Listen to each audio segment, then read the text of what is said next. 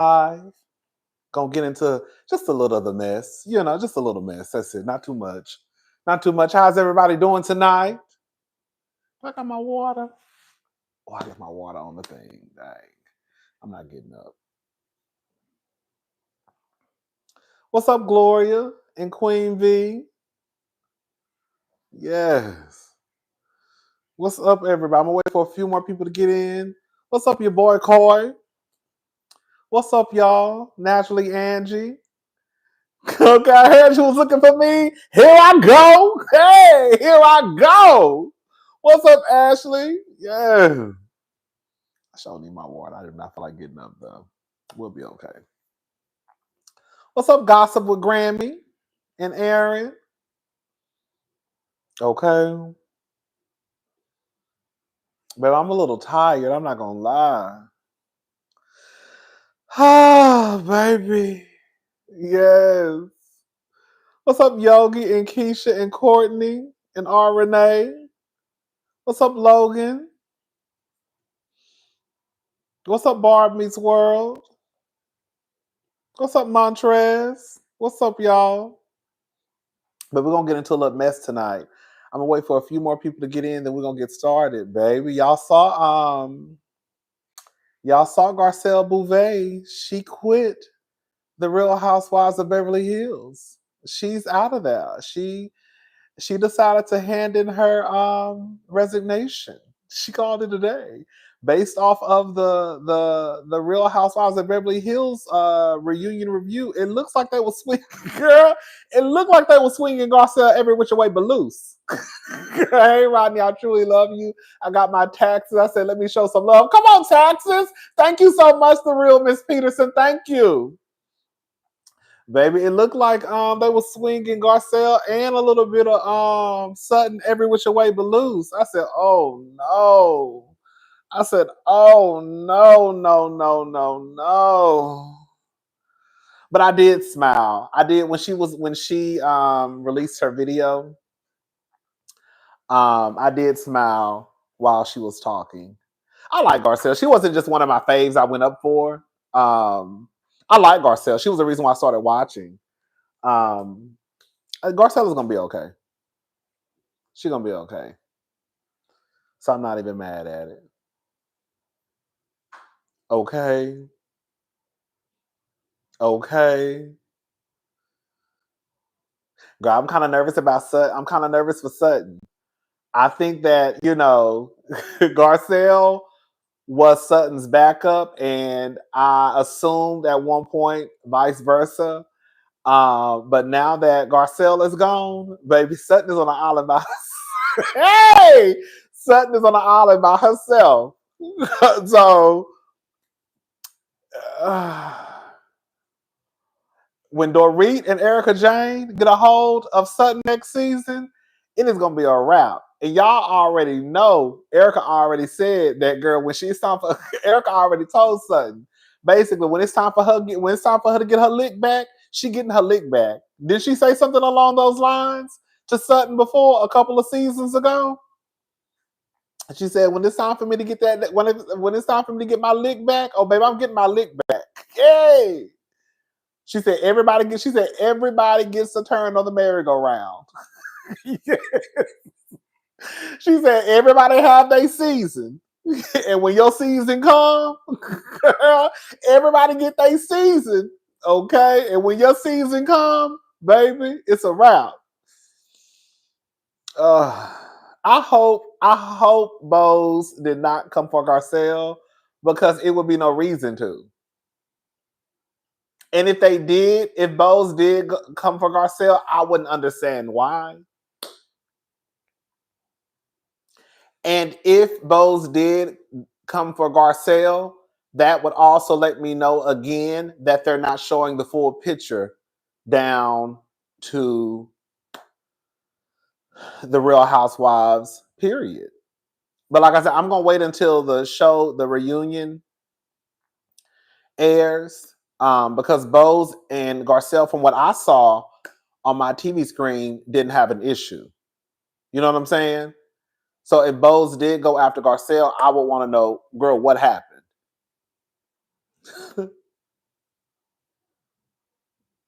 Or maybe something happened on the after show. You know, I really don't watch the after show. What's up?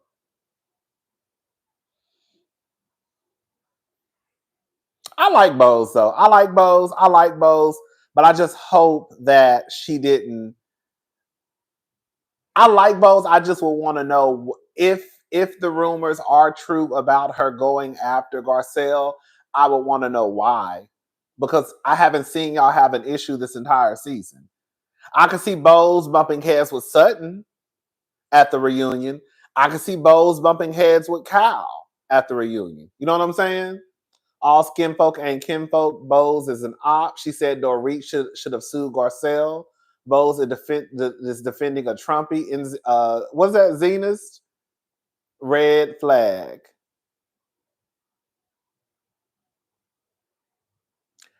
Girl, I hope she didn't. If Bose told Dorit that she should sue Garcelle, oh, that's gonna make me look at Bose a little different. That's gonna make me look at Bose a little different. It would. If Bose told Dorit that she should sue Garcelle, that would make me look at Bose a little different. I'm assuming because Garcelle tried to imply that the robbery was fake. Even though,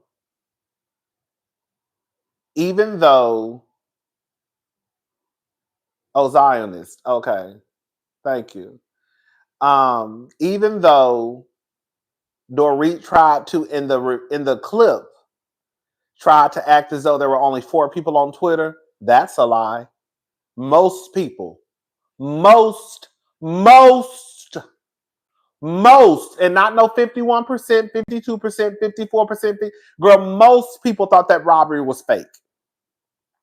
Now, Garcelle had enough coochie lips to say it on camera on the show, but most people thought that robbery was fraudulent. No one thought that robbery was real. So for Dorit to even try and reduce it down to, oh, there was only 4 people on Twitter. No, 4 plus a million.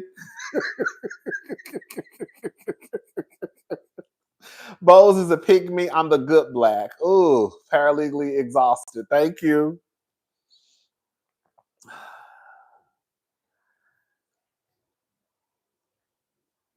So I don't know.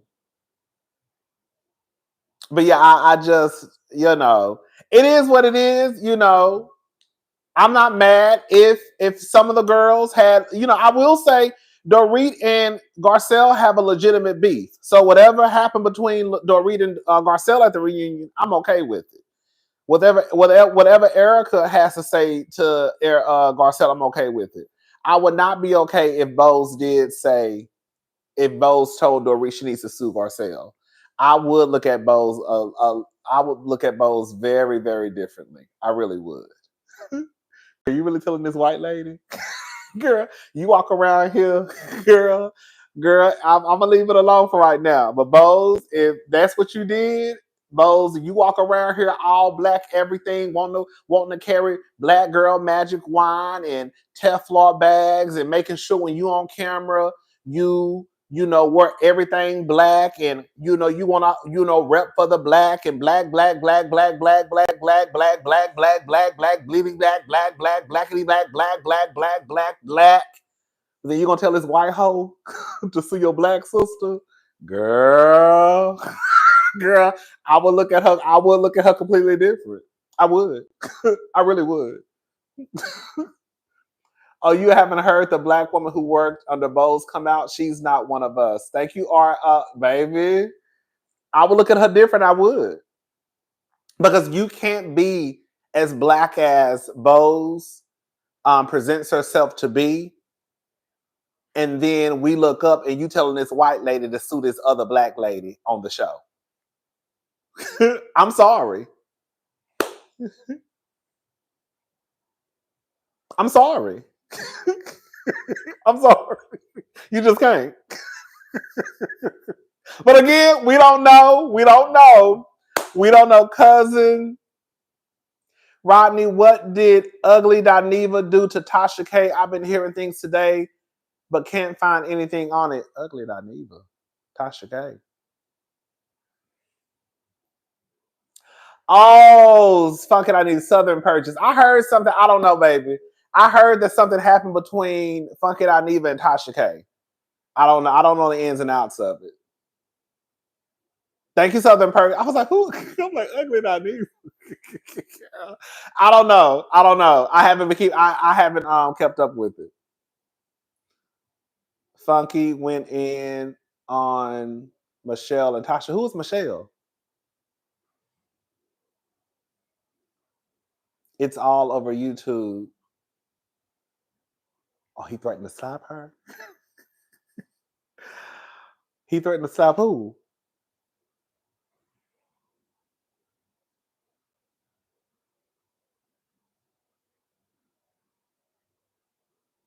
Baby, I don't. Girl, I'm sorry to tell y'all. I really don't keep up with Funky or Tasha K like that. I'm so girl. I don't. Girl, I don't. Sorry, girl. Oh, Michelle At Elliott, whatever her name is. Oh, the girl who he was beefing with before.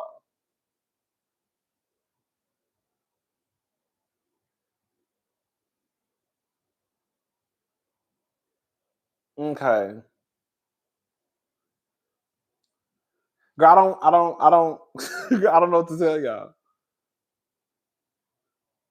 Girl, it's nothing to get involved in. I don't know what's going on. It's nothing to get involved in. I don't. Girl, I don't. Girl, if y'all want to be, I'll be honest with y'all if y'all want me to. Girl, I don't really watch Funky Dineva videos like that. I don't watch Tasha K, and I don't know nothing about Michelle Brown. Girl, so maybe probably in the last last 3 years, I probably watched no exaggeration, probably 3 or 4 Funky Dineva videos.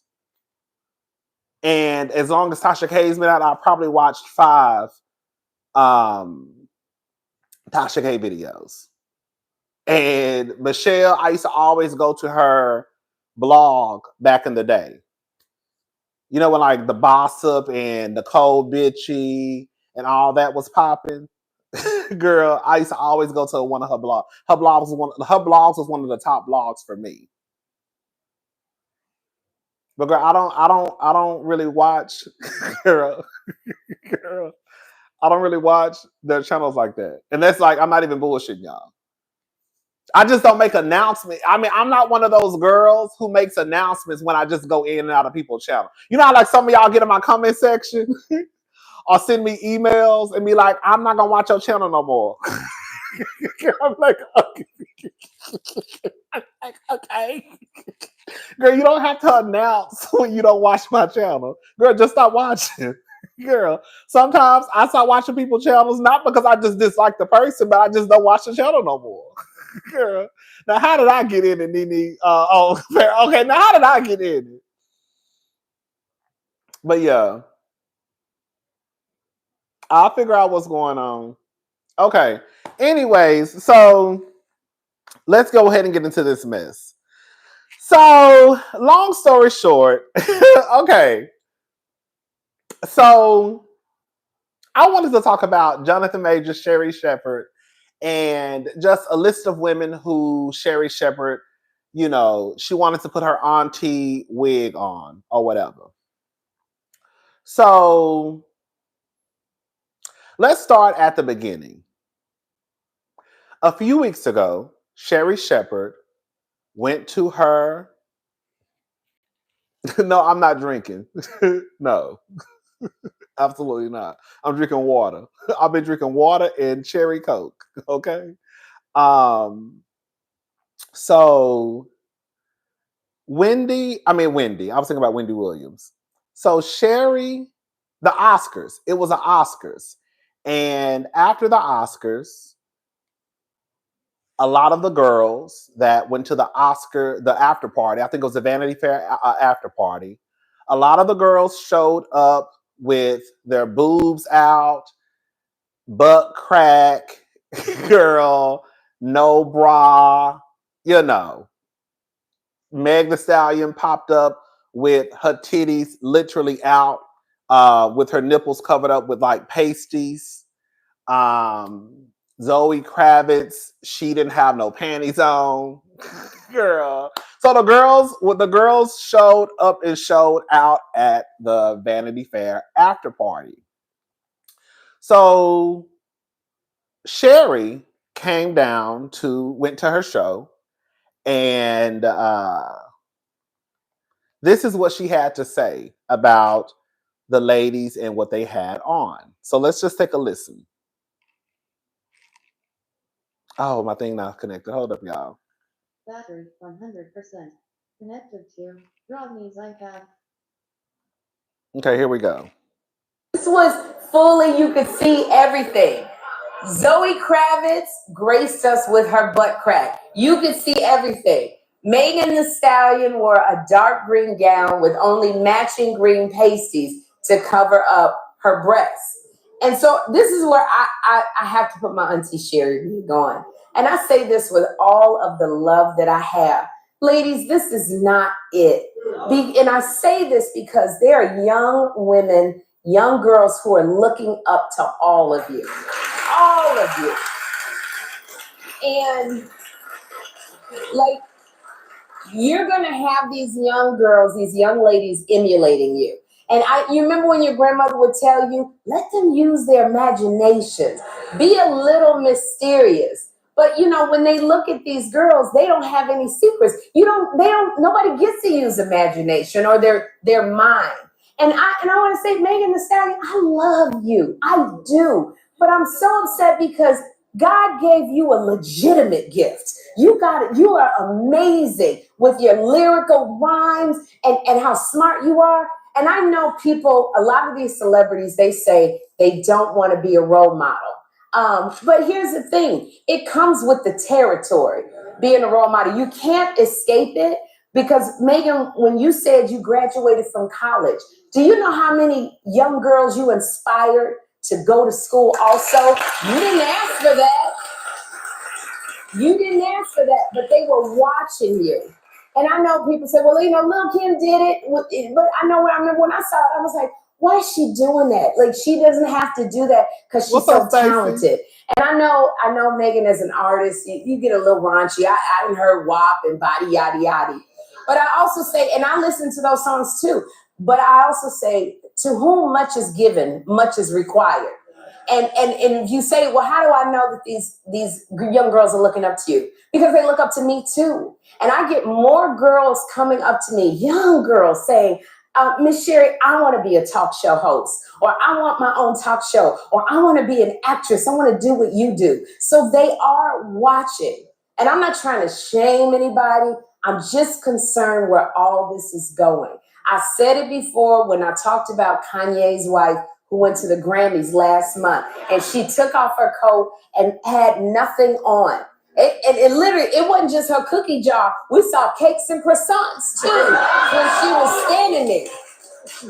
But the one thing I would say is she looked very uncomfortable. At the end of the day, if you look at his wife, she looked, Bianca Cinciori or something like that. She looked really uncomfortable because you're standing in front of a bunch of men who are watching it. And this is what I said, we have to think about our future. And all y'all who are sitting out there, these young girls that are emulating you, they don't have security around them. So they're emulating you and they go to these parties and something tragic could happen. These are our future, these young women and these young men. I'm going to get off my soapbox. I love all of y'all, but Auntie Sherri has spoken. Thank you, make it make sense. Sherri thought the earth was flat, though. So, okay. I have a lot to say. And then we're going to get into the Jonathan Major side of it. I think that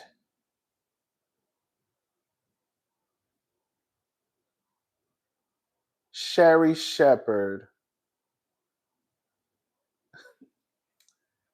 listen, all the girls from Beyonce, girl, down to Meg Thee Stallion, to the little skinny white girls, have had their ass out titties out. You can literally Google pictures of Beyonce, girl, and this is a wife and 3 kids Beyonce. Renaissance, Beyonce was damn near butt ass naked.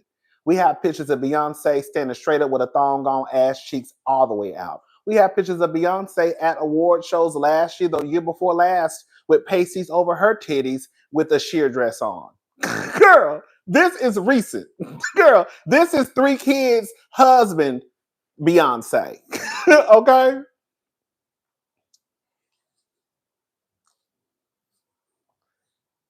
Did I like everybody's dress that was on the red carpet? No, I did not. Okay? One, I think I was just talking about this with a friend the other day. I hate ass crack. Girl, remember when Kenya was on Real Housewives of Atlanta? She was like, coochie crack, coochie crack, coochie crack. Ow! Girl, I hate ass crack. Okay? So, I didn't like Zoe's dress. I didn't too much care for Meg the Stallions. But the problem that I have with one of the issues that I have with Sherri is that, girl, you really, really, really just went on your show and spent 4 minutes preaching to girls about being role models for younger girls. But then you allowed Jonathan Majors to come onto your platform, and then you shed tears because of a character that he played in a movie, because the challenges that the character faced, and that reminded you of your son. So you want to preach to Meg the Stallion about being a better role model for younger girls, but then you will allow Jonathan Majors, and based off of a character that he played in a movie, that brings you to tears because it reminds you of the challenges that your son also faces. I listened to most of the interviews she did with Jonathan Majors, and the parts that I heard, I didn't hear her preaching to him about being a better human being and not choking bitches. Because the audio got out of Jonathan Majors admitting to choking that white girl. So you want to preach to Meg and Beyonce and all the other girls about not having their titties out, but you're not going to preach to Jonathan Majors? So you want Meg to be a role model for the younger girls, then what the hell you think Jonathan Majors should be?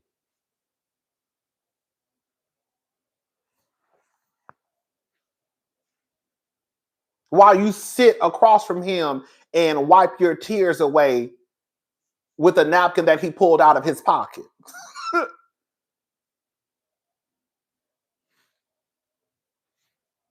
You don't think you should be using your platform to also preach to these boys about keeping their fucking hands to themselves and not wrapping their hands around a person's throat? The same way you can use your platform to tell these girls to cover up because little girls are looking at you. Well, guess what? Little boys are also looking at Jonathan Majors sit his black ass on your platform knowing that he probably choked somebody while you shed tears. And then play footage of Iyanla wiping the dirt away. The nerve of her, but she needs to call herself out for how disrespectful disrespectful ways, flirting with other folks' men, and using that she is a comedian as her excuse. She got that peach juice spirit on her. Thank you. And I'm gonna tell you the biggest problem that I had with not Iyanla, the biggest issue that I had with Sherri Shepherd. I want y'all to listen to this. And this is what I said, we have to think about our future. And all y'all who are sitting out there, these young girls that are emulating you, they don't have security around them. So they're emulating you, and they go to these parties and something tragic could happen. These are our future, these young women and these young men. I'm going to get off my soapbox. I love all of y'all. But Auntie Sherri has spoke. Didn't Sherri say she's had so many heaven babies? She sure did on The View. She sure did. She sure did. Some of y'all might not know this, but Sherri Shepherd admitted on The View about having so many, the A word. Heaven babies. That's what we call them on my channel. Tried to send that one baby back to sender. Also, Sherri was raised JW and said she was very sheltered. Oh, Jehovah's Witness. So let me say something. I think that it is very dangerous and irresponsible for Sherri Shepherd to get her black ass down to her talk show and push the narrative that how you dress could be the result of something bad happening to you. Because it sends the message that if you dress a certain way, you'll be okay. But if you cover up, then they won't do anything to you. When we know that's not the truth. Because trigger warning, trigger warning, trigger warning, there are unfortunately kids out there who are taken advantage of too. So what the fuck would you tell the little girl who was just taken advantage of by a grown ass man? It's because she had on a Catholic schoolgirl outfit? What would you tell the I just saw a little boy. They said on Neighborhood Talk, this teacher was drugging him. Drugging the 13-year-old boy and then forcing him to have sex with her.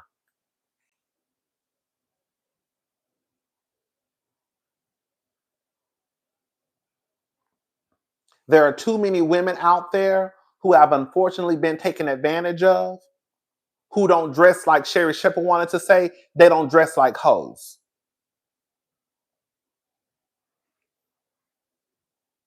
And again, instead of Sherri Shepherd using her platform to instead of talk about the men who disrespect women because of the way that they dress, she want to get on the women. I don't like motherfuckers like that. I don't give a damn. Let me tell you something. And y'all know I have said this loud. Girl, Bianca, Sensory, Kanye's wife, she looked like she sell pussy. Okay? She do. She do. Bianca looked like she got a Backpage ad. She looked like she got a Craigslist ad. Bianca looked like she sell pussy. But that don't mean that somebody get to walk up to Bianca and put their hands on her. You see what I'm saying? I don't give a damn if Meg Thee Stallion walked out with a thong on and her titties hanging out. That don't mean that you get to grab somebody. I've seen girls walk through the club with a skirt. Baby, this is back in the day when the girls was wearing blazers and mini skirts to the clubs. Okay? This was back in the day when we was dressing like Casual Friday at the club. See, some of y'all ain't old enough to know what the fuck I'm talking about. Some of us used to dress like it was Casual Friday at the club. Remember, that was a style back in the day. All the niggas would have on blue jeans and dress shoes and button-down shirts. Hey, this is at the straight club. I used to go to the straight club all the time. And the girls would have on blazers and mini skirts, girl, or lace tops and some bootcut jeans. Come on, bitch. The girls will have. Listen. We need that on the shirt. She do. Thank you, Nitwit. Okay, come on, Stacey. Remember the girls who wear bootcut jeans to the club and like a spaghetti strap silk top with some old nasty pumps. See, this was back in the day. Some of y'all too young to know what the fuck I'm talking about. You know what I'm saying? But what I'm saying is I've seen girls get their ass grabbed, get their arms grabbed, and girl, they look like they just came from work, right? And again, we know there are women out there, unfortunately, who have been taken advantage of and were covered up. So to continue to push this narrative that depending on the way that you dress, that's going to determine whether or not you're harmed is a bold-faced lie. Because what excuse do you use for kids when they're harmed? Sherri Shepherd, she needs to watch what the fuck she be saying down on that talk show. Because a lot of what she been saying the last couple of days has been some bullshit. You want to put your auntie wig on for Meg the Stallion, who's 30, but girl, Jonathan Majors, who's 35, and he, during the interview, kept calling you yes, ma'am, after you told him stop calling you ma'am. So this is somebody who's looking to you as an elder. But how many times did she correct Jonathan Majors for his actions in that motherfucking interview? Again, I didn't watch the whole interview. Talking about, he said because he's Southern, that's why he keeps saying it. No, he's saying it because, girl, to you, you're his elder. Okay? And when he look at you, you look like one of his elders. Okay? That's it. That's it.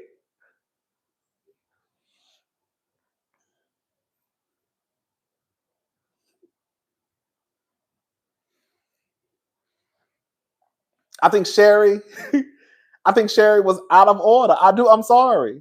If you want to support Jonathan Majors, that's fine. I'm not gonna sit here and lie to y'all. The movie that he came out with, I haven't watched it, but I was like, the movie actually looks really, really good. You know what I don't like, and I've said this plenty of times down to my channel? I don't like when people try and deny what people have done in order to make them feel better for supporting somebody. I done told y'all 50,000 times. I'm not going to stop listening to Bad Boy Entertainment. I'm just not. But I'm also not trying to act like Puff Daddy ain't did what he did. I'm not going to stop listening to Chris Brown. But I'm also not trying to act like Chris Brown ain't around here knocking bitches upside the head. There are a group of people out there who will try and deny what people have done because they want to feel better about supporting or listening to that person. Girl, just listen to it. And whatever battle you're having on the inside, that's what you're gonna have to deal with. You know what I'm saying? Girl, at this point, pretty much, girl, every celebrity that we come across is problematic. So like I said, girl, it's gonna have to be determined by you on what is the line that you don't want to cross. That's just what it is.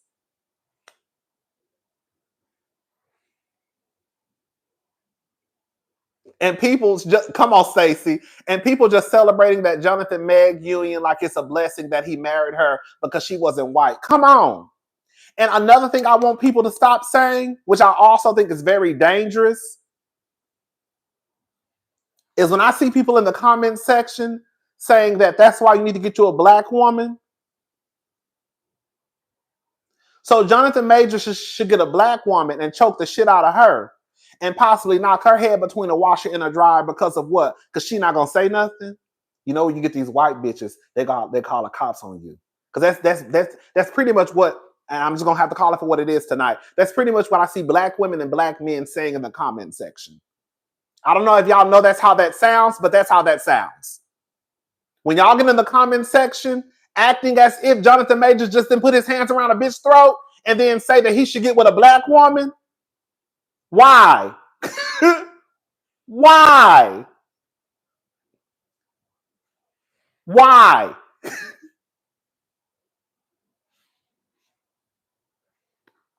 You know how many people were in the comments, even though they had just heard Jonathan admit to choking that girl, they act as though it wasn't that big of a deal. I need to know, when did putting your hands around somebody's throat not become that big of a deal? I don't give a damn if she is white. There are too many people out there that are tethered to their blackness. Y'all are willing to overlook some of the most terrible things, all in the name of being black. Let me tell you something. An ain't shit nigga is an ain't shit nigga, and an ain't shit bitch is an ain't shit bitch. I don't give a fuck if she black, white, Hispanic, Asian, mixed, girl. What T.S. Madison call them, Puerto Ricans, whatever she call them. I don't care. Trifling is trifling. And tied and through, it's tied and through.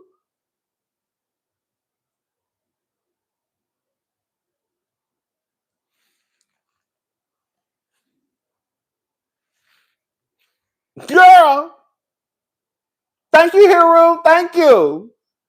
Yes, it's like I swear it feels like I'm in the Twilight Zone. I'm like, it's too many people in the comment section trying to dismiss what they just heard.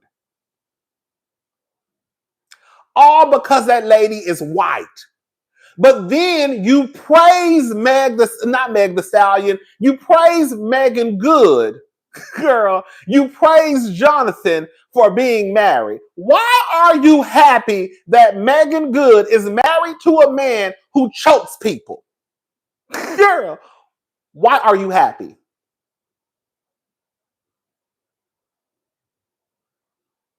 Why? Girl.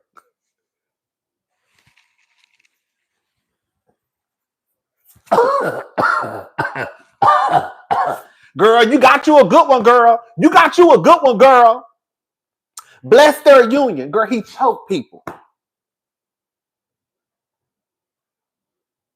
He had bitches gasping for air. What are we talking about?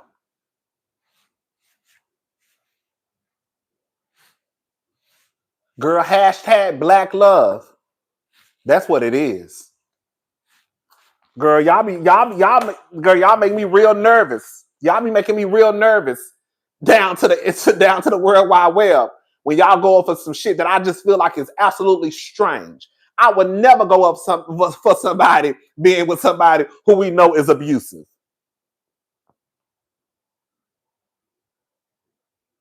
Girl, what? I just turned my head and looked the other way. Girl, you know they got married. Oh, okay.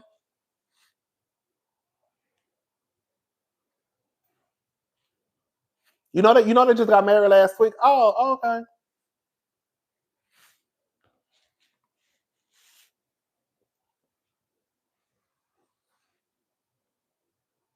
And then I'm sorry, I have to call her for what it is. Megan Good, she's less than smart. She is, because he was down to the Breakfast Club talking about how she lost out on endorsement deals and lost out on money basically because she stood beside him. Let me say something, girl. Can we just call it for what it is, y'all? For Megan Good to be missing out on any type of money like she's Meryl Streep, Halle Berry, girl, you have Viola Davis out here talking about girl and complaining about not getting paid the money that they should be paid.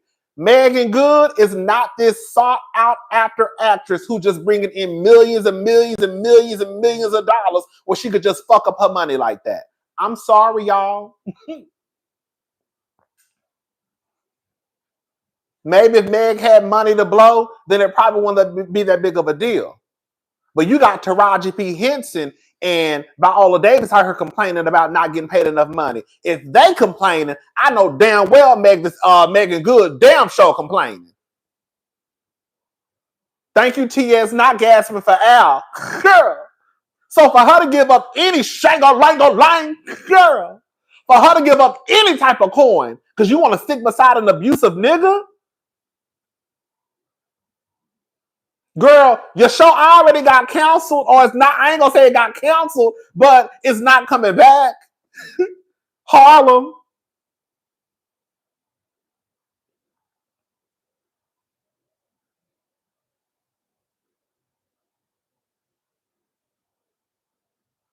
Megan Good, it's no, and I'm not trying to be funny, but Megan Good is on the same level as like the Gabrielle Unions.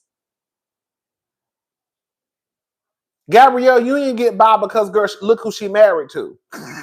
Girl, no shame. I'm not saying the girls are broke. That's not what I'm saying. But we're not gonna sit here and act like Megan Good is out here just girl raking in the dough. Again, if Taraji P. Henson, who's been in movies with Brad Pitt, girl, and Viola Davis, who had a hit show on ABC, if they complaining about the money, then you best believe that Megan Good complaining too. That's all I'm saying. So for her to give up any type of coin, girl, I think it's absolutely crazy. Girl, you are not Halle Berry. You are not Meryl Streep. Not for you to be giving up your coin like that.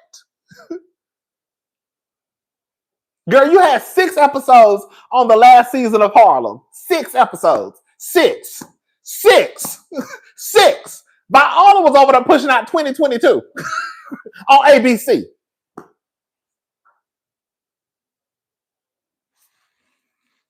Girl, shout out to Megan Good. I ain't got no issues with Megan Good. I'm just saying, I think she's a fool. Girl, I think she's a fool. But I ain't got no problem with Megan Good. Let's move on, and then we're gonna be done because I need to finish watching Harlem. I am on episode 3. Okay, so I'm watching Harlem, y'all. I already know what happened because I be want to know what happened. Girl, I want to know. You know what's so weird, y'all? I'm a weirdo in a way. Whenever I watch shows, sometimes I want to know what's happening. I want to know the ending. It is the weirdest thing. Like, I'm not the type of person. Sometimes I don't want to know, but if I find out, I find out. So, like, I'll be watching a show and I'll literally Google Harlem season 3. Girl, did she keep the baby? Did she have a baby? You know what I'm saying? Like, I be wanting to know. Anyways, Megan is what we call Blacc famous. RHOBH, come on. So, I already know what happened. I'm on episode 3, but I already know what happened because I Googled it last night because I wanted to know. That is so weird. Even when I'm talking to some of my friends on the phone, they're like, "Oh, I don't want to tell you. I don't want to tell you what happened." I'm like, "Girl, just tell me. I'm still gonna watch. Girl, just tell me what happened." Anyways, so let's move on. Okay, so I don't keep up with any of these people, but I just wanted y'all to listen to this audio, and it is really, really sad to me. I almost burst out into tears. Y'all know I'm like, I don't like, I don't know. I just feel bad for people sometimes. Like, girl, some of y'all, it's no shade. I'm not trying to be funny, but you know, some of y'all, no shade, go through a lot to stay in relationships, and I just don't understand why. So Rennie Rucci, I didn't know anything about Rennie Rucci until she got on Love and Hip Hop Atlanta. She has a new baby with a new baby daddy, and the guy's name is Blacc Zacc, something like that. Rennie Rucci is a cast member on Love and Hip Hop. Rennie who right? Rennie Rucci. It was a light-skinned girl in my thumbnail. If you saw the thumbnail, it was a light-skinned girl standing with the dark-skinned guy. Right? So that's Rennie Rucci. And then her baby daddy was a nigga standing behind her. Okay? So that's who Rennie Rucci is. But I found out who Rennie Rucci was like a couple of seasons ago on Love and Hip Hop Atlanta. So this is just a quick rundown of what happened. And I'm going to play the audio. The audio, you can't see their faces, so she was recording, but it was dark, so you can't even really see their faces. So let me just give y'all a quick rundown of what happened. Okay, let me see. So long story short, Blacc Zacc has thrown. Oh, sorry. Oh, girl. What happened? Okay, so Blacc Zacc has thrown his girlfriend, Love and Hip Hop Atlanta star Rennie Rucci, out of their shared home. The dramatic fallout comes after Kevin Gates dropped a bombshell song alleging a past relationship with Rucci, even suggesting they share a child. Social media is ablaze as fans dissect the accusations while the couple's personal drama unfolds in real time. So the chaos started when Kevin Gates released his latest track, making jaw-dropping claims about his supposed past with Rennie Rucci. In the song, Gates alluded to a romantic relationship with the rapper and hinted that they may even have a child together. Though the lyrics seemed cryptic, the message was clear enough to send shockwaves through the hip-hop world. Blacc Zacc, who has been publicly dating Rucci for years, wasted no time reacting. Accusations of betrayal flew and tension spilled over onto social media for the world to witness. What was once considered a power couple? A power couple. Y'all be going to call everybody. Bitch, if they're a power couple, I'm the next Barack Obama. Hello? If Rennie and Blacc Zacc are a power couple, then girl, I'm the next Barack Obama. Hello. What was once considered a power couple has now become the center of a messy, high-profile scandal.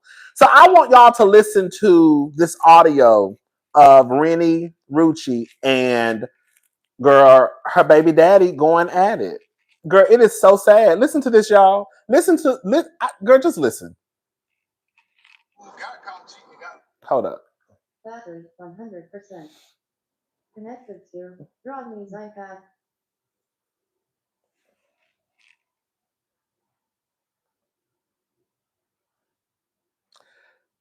Rennie Rucci, when you came into the live, the thumbnail, the light-skinned girl on the thumbnail, and the dark-skinned guy behind her, that's Rennie Rucci, and her boyfriend is Blacc Zacc. Long story short, Kevin Gates came out with a song that they did like 5 years ago, and I guess it just released the last couple of days. And because he decided to release the song 5 years later, it basically caused some chaos in their relationship, which not Kevin Gates' relationship, but Rennie Rucci and Zacc Black's relationship. They also have a newborn baby together. So listen. I ain't the one who got caught cheating. I never cheated. That's the thing. You cheated. You cheated. You stupid asshole. I said I ain't the one. I don't even like this already. Girl, he said, girl, he didn't call this girl a bitch and a stupid asshole all within 5 seconds. He didn't call this girl a bitch and a stupid asshole all within 5 seconds.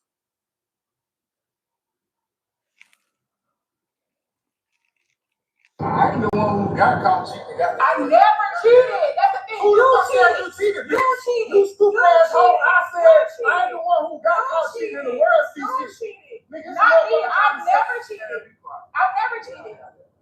You with the Roches, the Rolos, the Skyblades, the all of them. It's not about a storyline. It's real life. I ain't cheating in real life. You are. I don't need a storyline. You cheat in real life, not me. Why you not leaving? Not me. I try to make my family work. Call me crazy. Call me crazy. You hear that? He's basically telling her, she's saying that he's the one that cheats. And then he's telling her, why don't you just leave? Just leave. Why don't you just leave? And she's saying, I'm just trying to make my family work. Call me crazy. Sister, I hate to say it, but I'm gonna call you less than smart.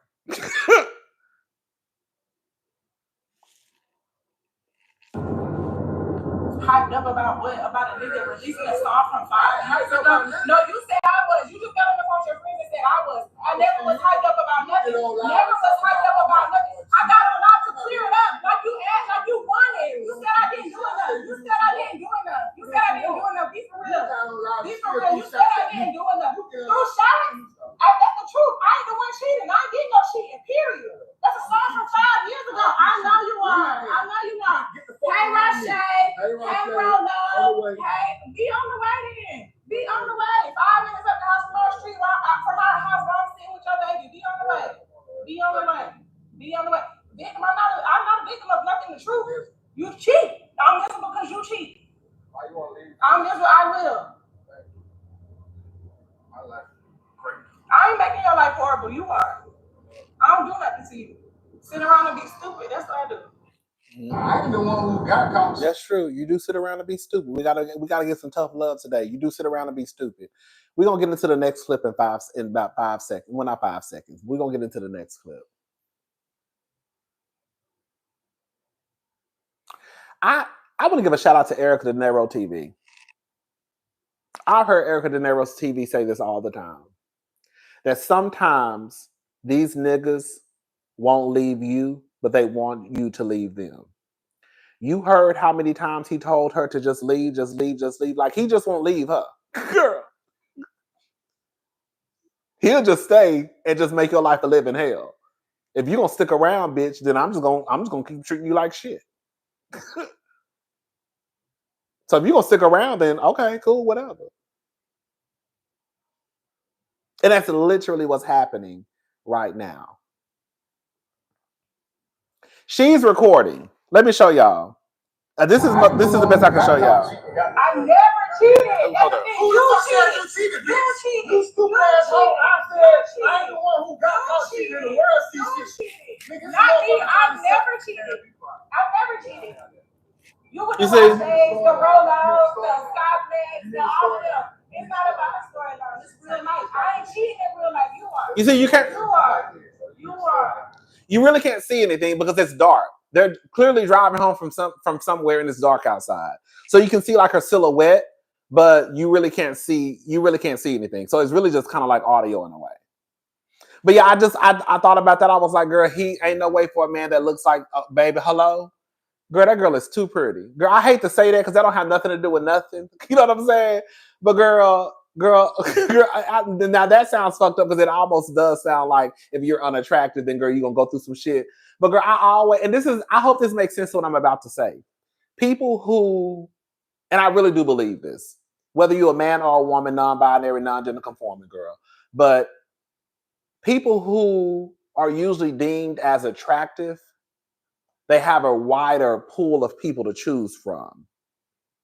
Like, that's just the fact. Like, the fact of the matter is people who may not be considered as attractive, they don't have a big pool to choose from. That's why, like, when you see the girls like Rashida is a very gorgeous woman. So Rashida really could, I don't know about now, but Rashida at one point really could have probably had anybody she wanted to have. You see what I'm saying? It's like Nicki Minaj. Nicki Minaj is a nice looking, like gorgeous woman. So for Nicki Minaj to end up with who she ended up with, it's crazy. So a girl, it's like a girl who looks like Beyonce, a girl who is deemed very, very attractive. She's gonna have more men to choose from and women. Just based off of the fact of how you look. You see what I'm saying? Just based off now that don't mean you're not gonna deal with some ain't shit niggas or ain't shit bitches. That ain't what I'm saying. But you still have a bigger pool of people to choose from because you're gonna attract more people just based off of your physical. So the simple fact that this is a pretty girl, and girl, this is who you, girl, a nigga who, girl.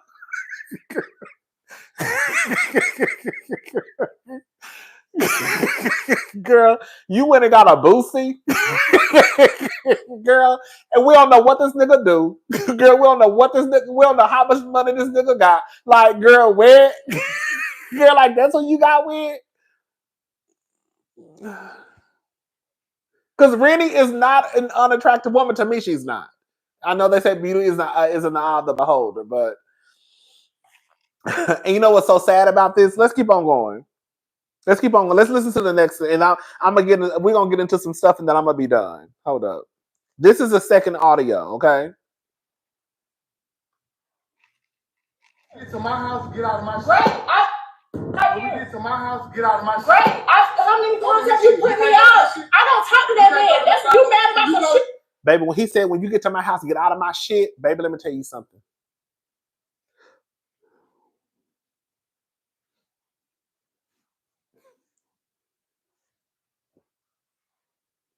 When you get to my house, get out of my shit. Girl, he put... You mad about some shit that ain't happened. You mad about some... That's cool, babe. Let me tell you something. I have somewhere to go. It don't have to be your house. I will. That's like your time putting me out. Great. Great. Because this is what you wanted. You want to make... This your 100th time putting me out.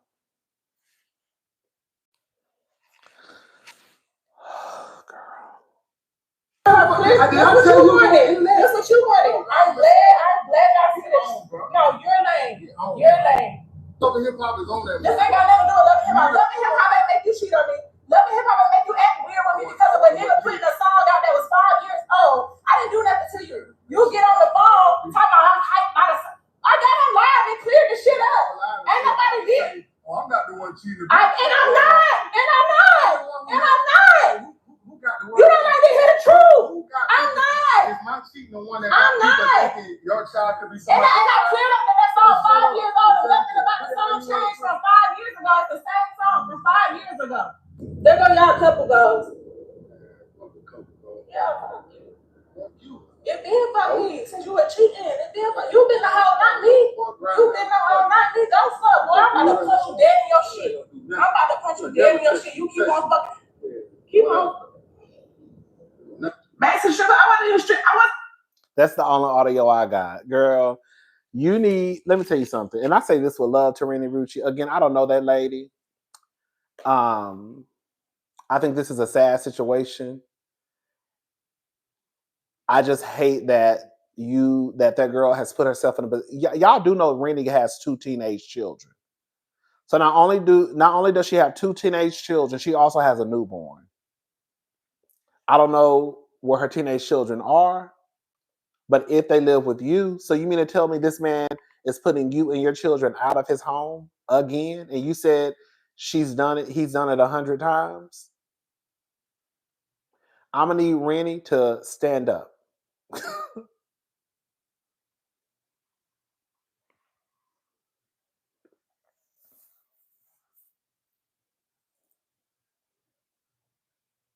Girl, you got a nigga putting you and your kids out of his house. I'm assuming the kids living there too. I don't know. And the gag is he's cheating on her.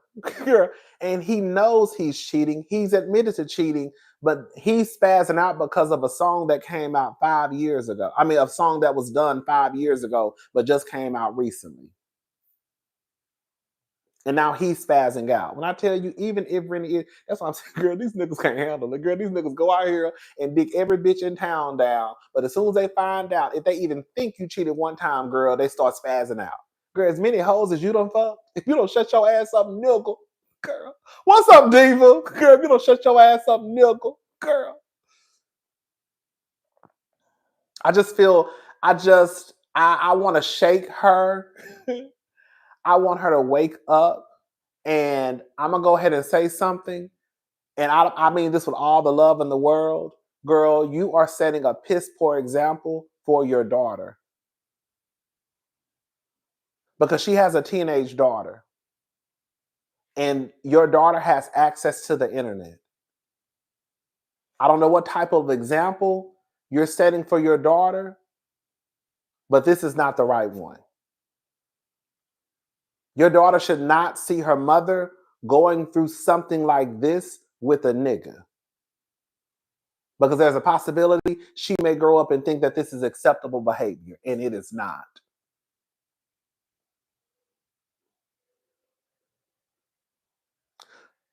She has a son.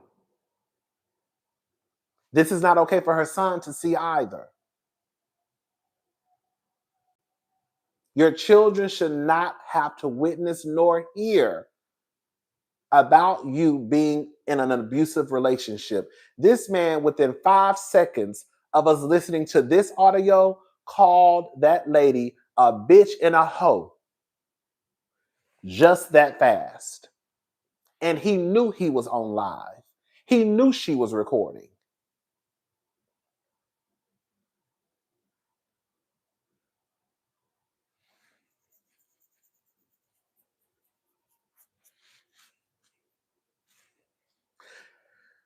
I be trying to tell y'all on Mad Day, your shit is not your shit. Girl, your shit and they shit, girl. I'm not, and y'all mad at Dochi. Come on, face it, and y'all mad at Dochi. And y'all mad at Dochi. Y'all mad at Dochi, girl. Y'all mad at Dochi. Girl, we gonna leave it alone. But I hope Rennie, I don't like that, girl. That's what I'm saying. Like, girl, I'm like, girl, believe it or not, I have always said this. I am someone who believes in healthy, positive, loving, mutual beneficial relationships. If you can find you somebody, if that's one of your things in life, to find you somebody, if you can find a man or a woman and they treat you with kindness and girl respect and they love on you, if you can find you a Dr. Eugene, bitch, you better marry him, because I'll fuck around and marry his ass. Okay? Bitch, if you can find you a motherfucking Dr. Eugene, bitch, you better poke a hole in a condom. I'm just playing. You better poke a hole in the condom, bitch. Hello? Trap that nigga. Okay? You know what I'm saying? But girl, these niggas out here like Blacc, Zacc, girl, who be disrespecting y'all, those niggas should not have access to women. I'm sorry. Nobody should be talking to Blacc Zacc. Blacc Zacc should have no access to coochie. Look how you talk to your child's mother. And this is why I always say, you know what? I have been saying this for years. How you treat your child's mother is a big flag to me. And this is just for me. I don't think that you can be a good father if you disrespect your child's mother. And I'll tell you why. Girl, a lot of people, they like to separate it. I don't. Because being a father is more than just, if you have a son, teaching your son how to throw a football, teaching your son how to play basketball. You're also teaching your son how they should treat little girls and women. And if you are disrespecting your child's mother, then you're failing in that aspect of what you should be teaching him on how he should treat the little girls at school. You see what I'm saying? So when people try to separate the two, I ain't never been on that train. I have always believed. I remember when I would be on Facebook, I really don't fuck with Facebook like that no more. I have had things pop up, girl, from my Facebook, girl, 2015, 2012, girl, of me saying what I'm saying in 2025 back in 2012. Hello? If you disrespect your child's mother, you are not a good father.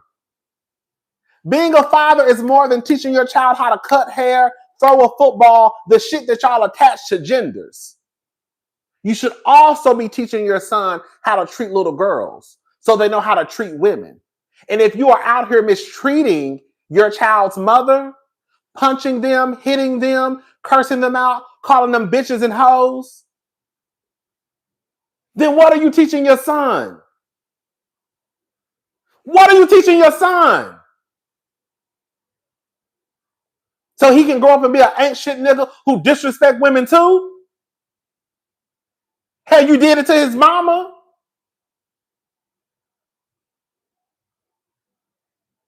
Ooh.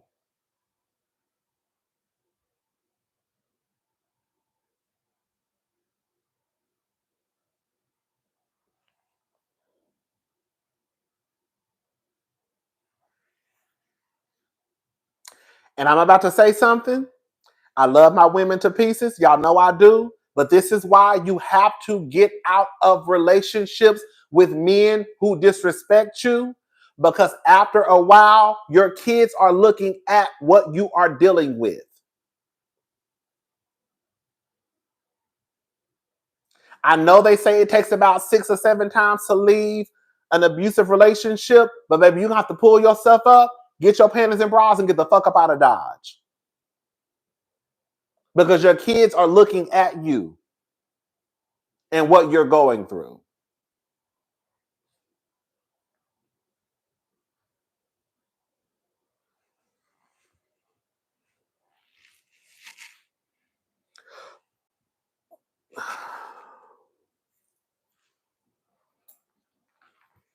Baby, let me know. Let me find out you mistreat your baby mama. Oh, girl, girl, I don't have nothing for you, baby.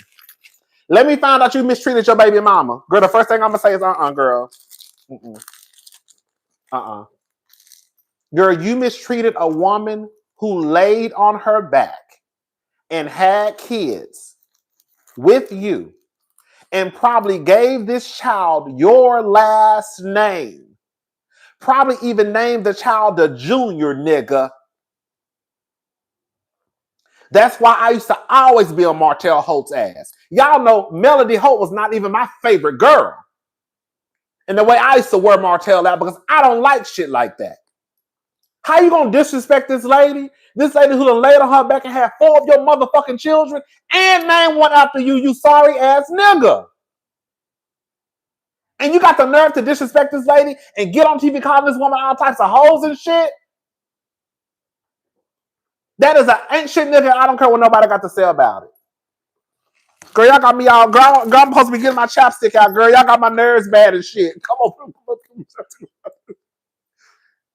Girl. Yes! Rennie, and don't come on. And Rennie Rucci's son is a junior. You done laid on your back, had a baby by this nigga, named the baby after this nigga, and he is in a car while you are on live calling you bitches and hoes and telling you to get the fuck up out of his house. Bitch, I wish the fuck I would. I wish the fuck I would. I wish the fuck I would. I wish the fuck I would.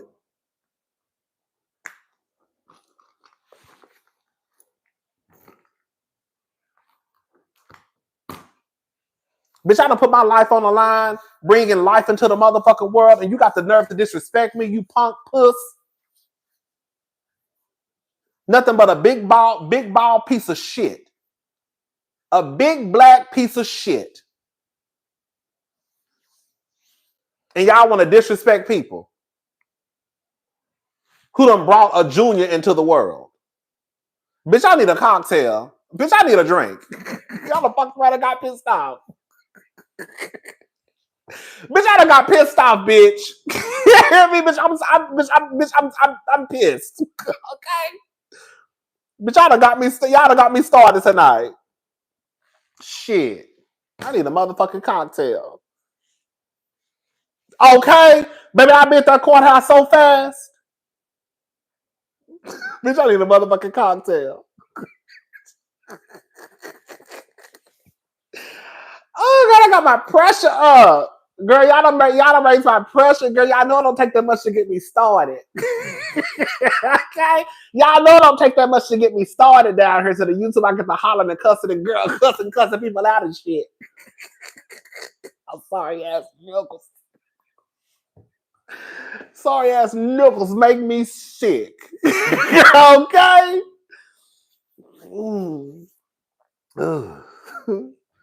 Bitch, girl, y'all done got my pressure. Y'all done raised my pressure up, bitch.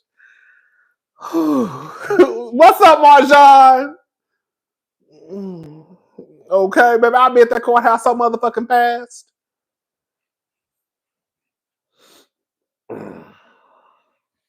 Anyways, so that's all I wanted, y'all. That's all I wanted. That's all I wanted, baby. Let me look into what's going on with who y'all said was down here fighting. Girl, the people said that Funky Dineva threatened to slap the shit out of Tasha K. I'ma look for it. Baby, they say he threatened. The people say the fucking. They said the people. I don't know. Child. The people say Funky threatened to slap the bullshit out of slap the dog shit out of Tasha K. That's what they said, baby. Oh no, girl. I said, oh girl. I'm gonna figure out what's going on, baby. Anyways, that's all I wanted, y'all. Girl, y'all know what I will say this. Girl, have y'all noticed? What's up, Crystal? Thank you so much. Hey, friend. Oh, what's up, Crystal? What's up? Baby, listen. I was going to come to Dallas last week. Girl, every time I say I'm coming to Dallas. Girl, this is the thing. Every time I say I'm coming to Dallas, girl, that drive, girl, it starts making my nerve. I don't like driving, y'all. Okay? I don't like driving long distance. Like, it just be too much for me. Girl, I really got to be, like, in the mood. Like, I really got to be in the mood to drive. But I do plan on coming to Dallas, Crystal. I'm going to text you. Probably next weekend, if not this weekend. Girl, it's a long... Girl, that's what I'm saying. Stacey know what I'm talking about. But that drive to Dallas be killing me softly. And also what happens too is sometimes it's only 2 lanes. I don't know what it is, but it's a lot of what is it called? Like a lot of trucks. I call it a truck road. I know that sounds crazy. But it's a lot of trucks, like delivery trucks, Amazon trucks. So it's like a lot of trucks. And it just be too much. And I remember one time, thank God I was coming back. I had went to Dallas one time, and I looked to the left of me, 18-wheelers. Yes. I call them trucks. Girl, y'all know what I'm trying to say. I ain't even been drinking. 18-wheelers. Okay. And traffic was at a standstill. I said, oh, this don't make no fucking sense. But yeah, I've been trying to get to Dallas. I really have. But I'm gonna try and come. I really am. I really am. But that drive, ooh, yeah. It just I have to wake up and be like, okay, ooh, let's go to Dallas. It gotta be one of those situations. You know what I'm saying? Anyways. Real Housewives of Atlanta. Have y'all noticed I've been real nice? Have y'all noticed I've been real nice in my Real Housewives of Atlanta reviews? Like, have y'all noticed? I think I'm being nice. Make it make sense. Love you. Oh, Marshall, make it make sense. Speaking of you. Funky, the Hondi 07. Funky was defending your girl Quad. In the comments was swinging his ass left and right. Then he got mad at Michelle and Tasha K, so he went in on them. Baby. Crystal, you won't see him until 2029. Make it make sense. Thank you. Baby. Girl. I think I haven't been nice to Porsha. I've been nice to Porsha. I've really been nice. Girl, I actually really been nice to Porsha. Hello? Catch that tea. Catch that tea. Girl, I've actually really been real nice to Porsha.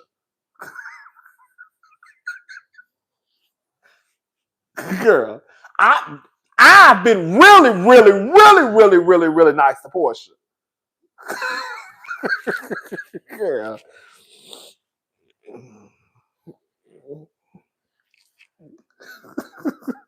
You haven't been dragging her like you could, honestly. That's what I'm saying. Girl, I ain't gonna lie. Baby, when I tell you, Erica Dineva TV, when I was listening to you, when I tell you was girl, that's what I be saying to other girls. Sometimes the other girls say the stuff I be wanting to say. Yeah, but I can't say the stuff because I'm still a man, though. You know what I'm saying? So when I listen to the other girls' reviews and they be shaking and they be yeah.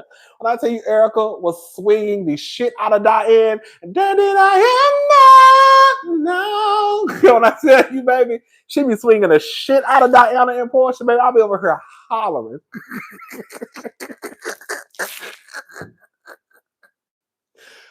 Oh, baby.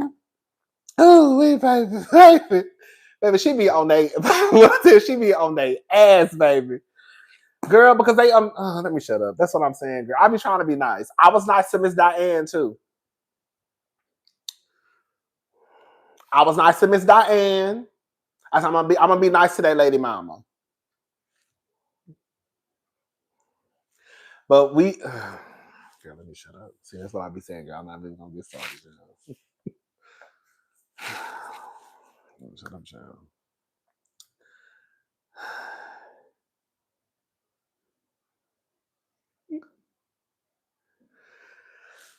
When I tell you, like, and I was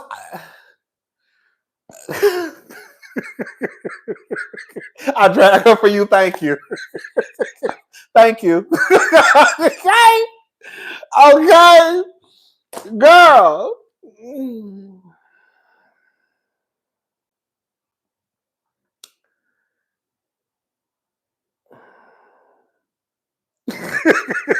Rodney be over handling the girls with kitten gloves. Girl, I do. I do. That's what I'm saying, girl. If y'all think that I'm not being nice to Porsha, then girl, I would really hate for y'all to really, if I really came down here on some girl, Don Julio acting Fulio, girl, this whole channel will be probably taken down. Okay?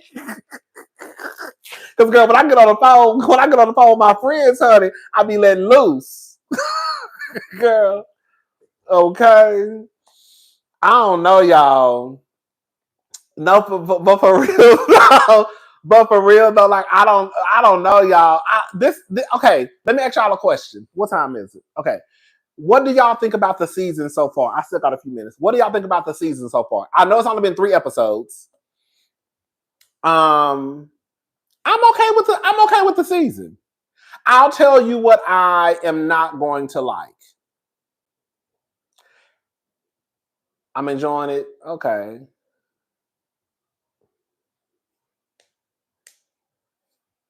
What's APZ on the tube? Thank you.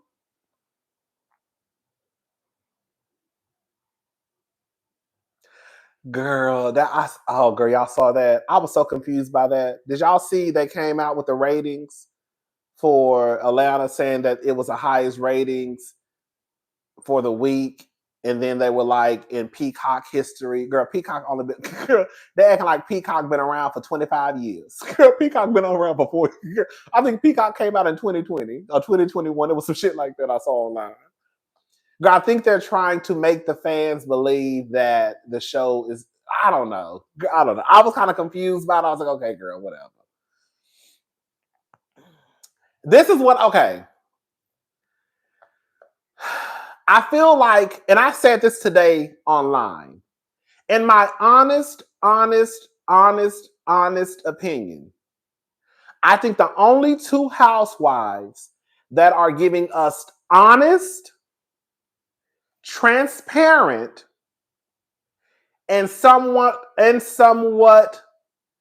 B. Scott clocked them. Oh, he did? What he say? Oh, they say. What they say? I feel like the only 2 housewives that are giving us honest, transparent, and somewhat complex storylines are Shamea and Kelly. I feel like Angela is cool, but I feel like it's some holes in Angela's story. It's some holes. I'm sorry, y'all. I'm not buying that because your husband got kicked out of the gymnasium.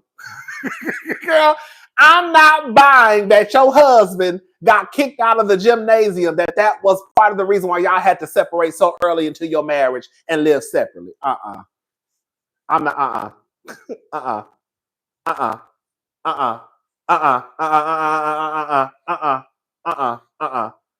That did y'all gotta go back and watch it. Angela tried to paint it as if when Charles got, I was about to say evicted, when he got banned from Madison Square Garden, that was a part of the reason why they had to separate. They were earlier there. I don't know, Angie. Angie, you live in some hoes. Angie, you ain't telling us a full story, Ange. You see what I'm saying? Y'all not giving us honest, transparent storyline. Girl, it's some hoes, Angie. Angie, you ain't telling the full story.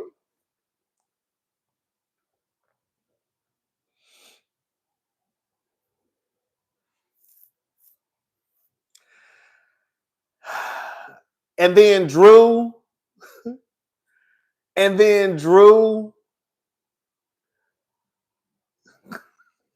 Angela and Charles, it's some ish brewing. Thank you, Caribbean Gal 28. I think so too. And then with Drew, I love Drew's album. I really do. I think Drew and Dennis did an amazing job. I don't know if he wrote every song. I know he executive produced the album. They said he wrote some of the songs. I don't know. But he still nonetheless executive produced the album. I think Drew and whoever participated in the album did a good job. Girl, can I tell you? Can we be real though? Girl, I'm gonna tell you the part I got confused on. Charles is looking good. Love my kids. I was looking at Charles like Charles is very, very handsome to be an older man. I was looking at Charles' face like Charles is actually kind of nice looking. I was like, oh. Well, me and Charles have to fight because me and Charles, I know Charles is not gay. I know he not. I'm just saying, if Charles was gay and I was in a relationship with Charles, me and Charles would be them two punks over there, girl, turn the house up because Charles got a mouth on him. Girl, and my mouth and Charles' mouth, it wouldn't do right. It wouldn't do right. It wouldn't do right. It wouldn't do right. Oh, he got handsome when he aged. Okay, because when he was in the house, I was like, when he was in the house with Angela, the house they're renovating. I was like, Charles is actually very, very nice. I even saw that at the house when he was cooking too. So Drew's album is good. I did not know why Sierra Gates. I said, who is Sierra Gates? I was like, maybe it's an up and coming artist. Well, I was like, Sierra Gates. Sierra Gates. I was like, who? I was like, let me just listen. And then when I heard, I said, bitch, girl. I said, oh, girl, okay. This is Drew's first album. The budget, she ain't got the budget of Beyonce. So Drew got to do what she got to do. You know what I'm saying? I'm not shitting on nobody. You know what I'm saying? But she ain't got the budget that Beyonce got. So we got to do what we got. We can only do what our money can do. You know what I'm saying, girl? That's what we got. Okay. But that did, even with Sierra Glam Shop Gates on the album, Miss Ghetto Girl Eats, okay, it didn't take away from the album. I cannot get into Drew as a housewife, though. I don't know why. I believe that Drew is going. You know what somebody said? And one of the cousins said this in the comment section. Somebody said that Drew acts the way she thinks a housewife is supposed to act. And that's why we don't connect with her. Girl, I said, come on, bitch. Girl. Drew, it's almost like Drew is acting. I just don't connect. I don't dislike Drew. But I just don't, when she's on my screen, I'm just like, oh, okay, girl. I'm like, okay, girl. I don't know. I start looking away. Girl, I have to rewind it. Girl, I get on my phone.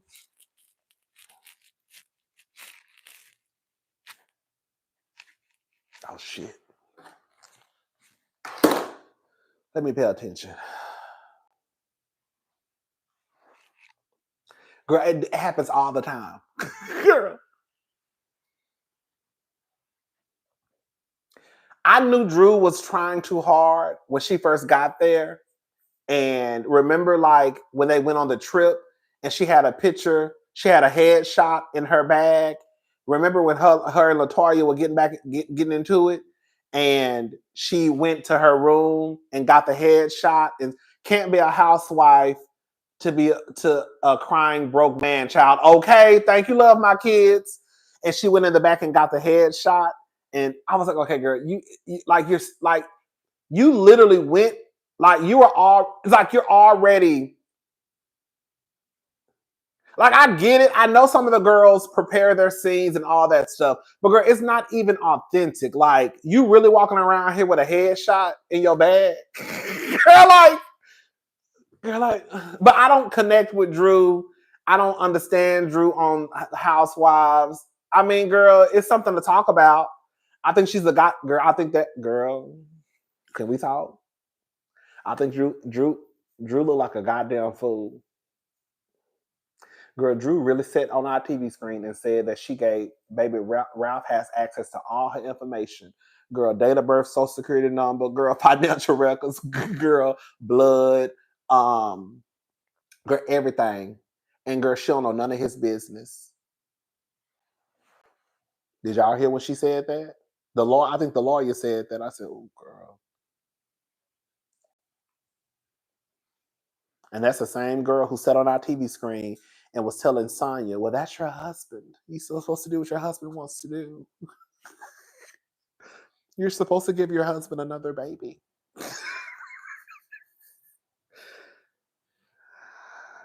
Oh, girl.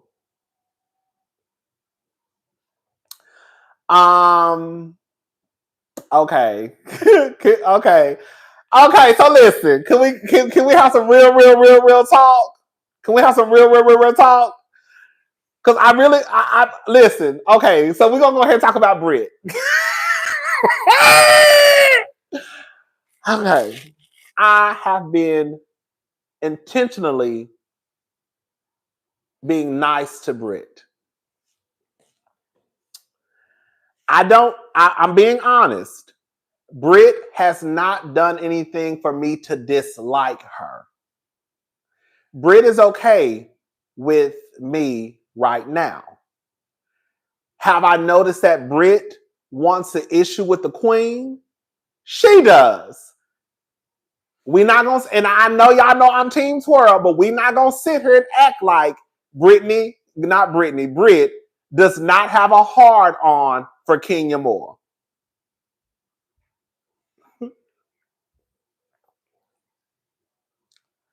She definitely came into this season gunning for Kenya Moore. Kenya ain't did shit to that girl. Kenya asks a valid, legitimate question. Are you married or are you engaged? Girl, I don't even fucking know you, so why would I know your business? Girl. The fact of the matter is, you know me to a certain degree because you watched the show. So you already are coming in here with information about me. You know about my husband.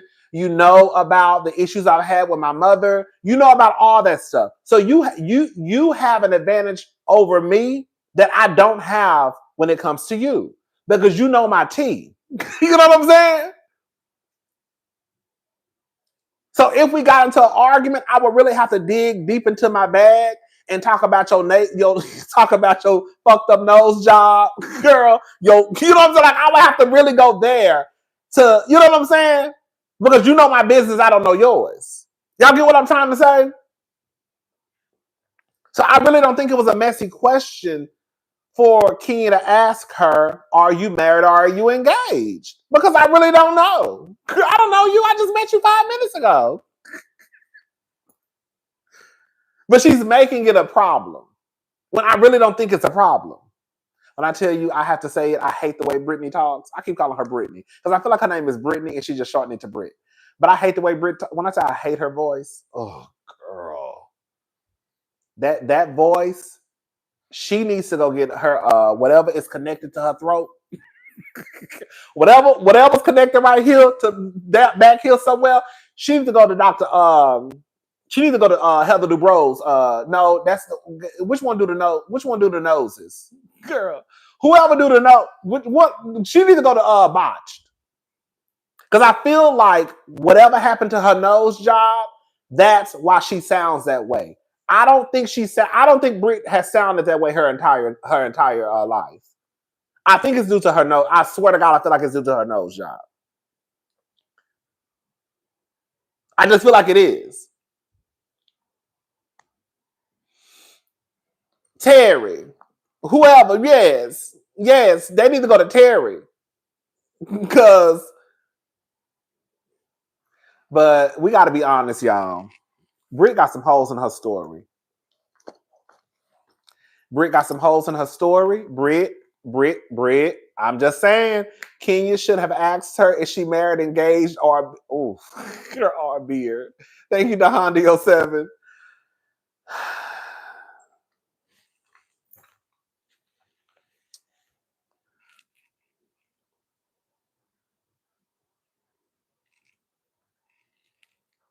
I'm so fucking sick and tired of Kyle and Morgan. Anyway.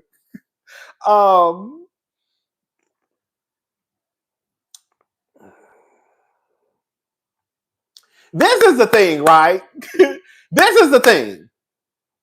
People are going to say that I'm not being fair to Britt because they know I go up for Kenya. But I feel not I feel, I know I'm being fair so far. Britt did episode 1, and I'm not even Team Twirl like that. By the way, do you think the real reason Garcelle quit because the preview seems like it's something at the reunion? I think it's something that happened at the reunion too. Thank you, Resney. I think it's something that happened at the reunion. I do. Child, even the baby said, "What? No nuggets?" Okay, Caribbean gal 28. Like, I'm not, and that's the thing. Like, people are gonna say I'm just saying what I'm saying because I'm Team Twirl, but I'm not unnecessarily just being mean to Britt for no reason. I feel like the things that I've been saying are things that I think everybody has pretty much said. Her voice can be annoying. Something is going on right here. You know what I'm saying? There's something that is missing in Britt's storyline. Like, I didn't know what she was talking about when she said her daddy had a $2 million insurance policy, and because he was going to another job, he didn't get the $2 million insurance policy. I don't know. That's, y'all, I don't know. I don't know. I don't know. Girl, I don't know. I don't know. He died in the midst. I don't know, girl. I don't know. Can we talk about Cynthia's black eye spy, private eye, black ball?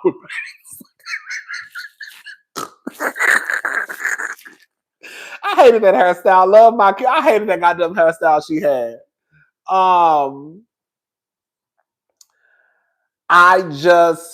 There's some holes in Brittany's story. I don't know what that husband does for work.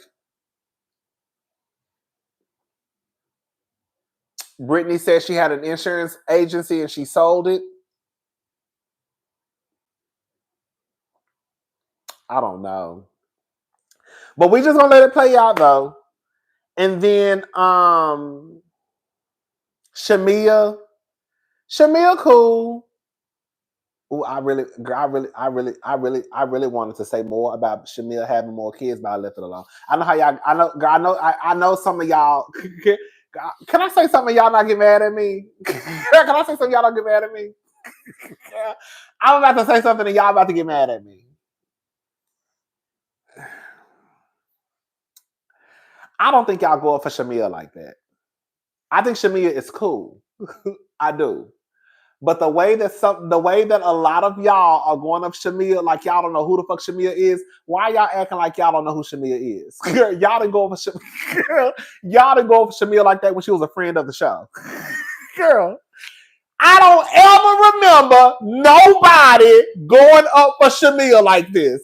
All it took, I'm gonna tell y'all, this how you know people love money. All it took was for y'all to find out Shamea lived in a $9 million house, and then all of a sudden, girl, Shamea is the best housewife ever.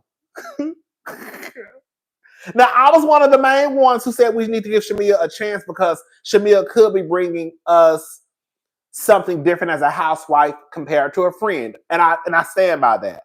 But girl, I'm like, Shamea, cool. All it took was a little bit of shangle like. And when I tell you, everybody was like, yeah, Shamea. I was like, girl, why y'all acting like y'all don't know who Shamea is? While we don't know Shamea in a housewife capacity, we have enough information about Shamea to know whether or not, like, okay, girl.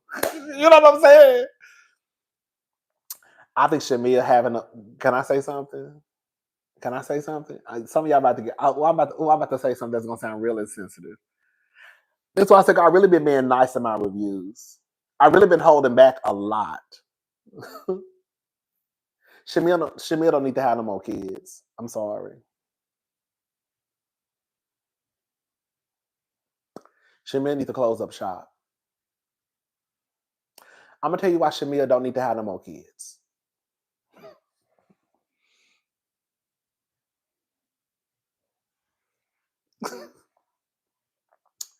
If you listen to Shamea talk,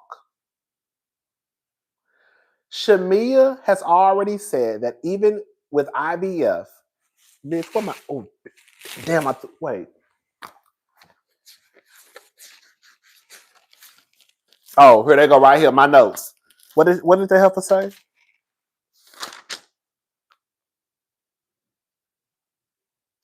Okay. She said that her estrogen levels would get so high, it would put her at risk for strokes and blood clots. Girl. Shamea already over there crying. I want y'all to, y'all not watching what I'm watching. Shamea is rich as fuck. I'm spitting all in y'all face. Shamea is rich as fuck. Or her husband, they rich as fuck, whatever.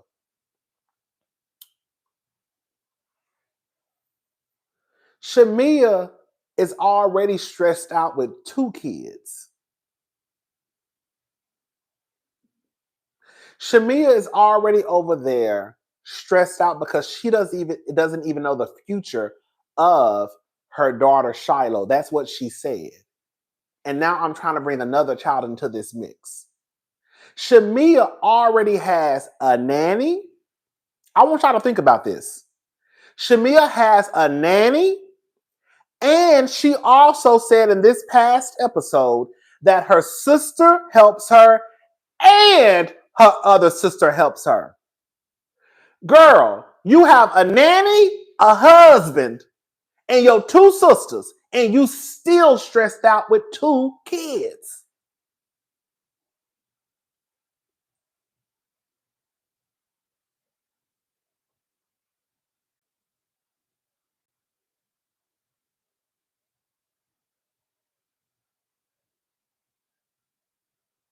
And a nurse too? Yes.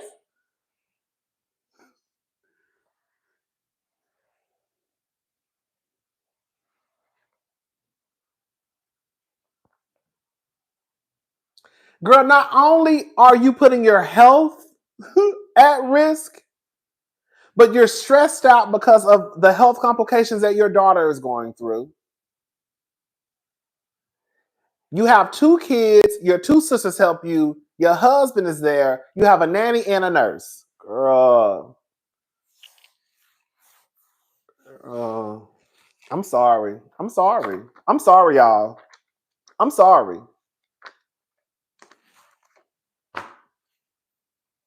That's why when Sonya was, girl, like my sister, and my sister said this, like my sister said, Sonya shouldn't be stressed out with no one child.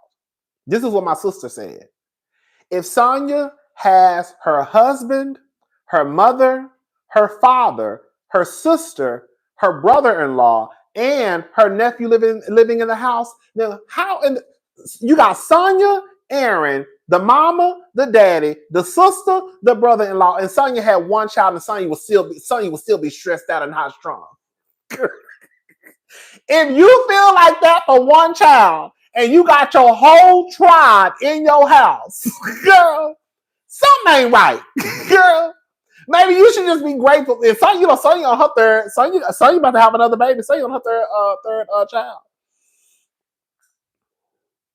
I'm just saying, like, girl, kids can be a lot, but I would think that with so many adults in the house, girl, and you have one child, it's you, your husband, your mama, your daddy, your sister, and your brother-in-law, girl.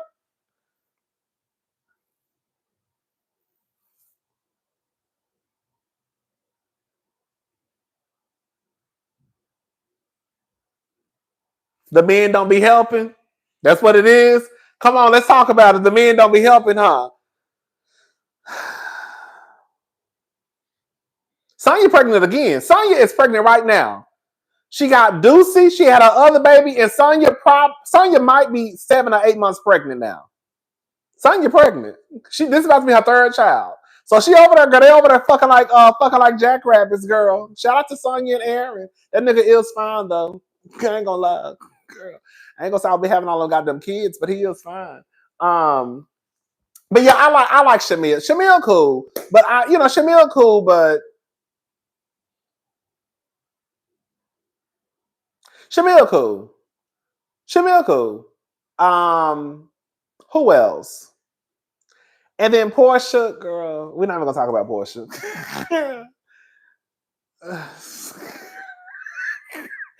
I'm not even gonna start on Porsha because, girl, if I start on Porsha, girl, I'm gonna be on here till 3 o'clock in the morning. So I'm not gonna start. Y'all already, whatever y'all think about Porsha is what I. Girl, go watch Erica De Niro TV video. Whatever she said, I agree with. Pretty much. Okay. Yeah, go watch that video. Okay. And then Kelly, I like Kelly. Kelly cool. Right now, everybody is cool. Right now, everybody is cool except for Porsha. I'm gonna be honest with y'all. I cannot get with Porsha. I'm sorry, y'all. I tried. I tried. That Porsha, I don't know. I can't. I can't. I tried. Oh, I tried. I tried, y'all. I did. I tried. I tried. It was just too much. Girl, she ain't changed her ways. If she ain't changed, I can't change. Girl, if she ain't changed, I can't change either. It gotta be, we gotta work together. Drew is giving BET acting at all times. Thank you, Clanisha. That's what it is. Drew always appears as though she's acting. Like I said, I do believe that Drew is going through some of the stuff that she's going through, but I feel like Drew is like Drew can't like I said Sunday. Drew can't even be truthful about talking to Dennis. Like she's trying so hard to, I guess, draw this line between professional and personal instead of just calling it for what it is. I would think that Drew is one of the dumbest people in the world. If Drew is working with Dennis, the bakery is closed. I have nothing but a good time. Thank you. I would think that Drew is one of the dumbest people in the world if I found out that Drew was making her debut album and she had never spoken to Dennis on the phone.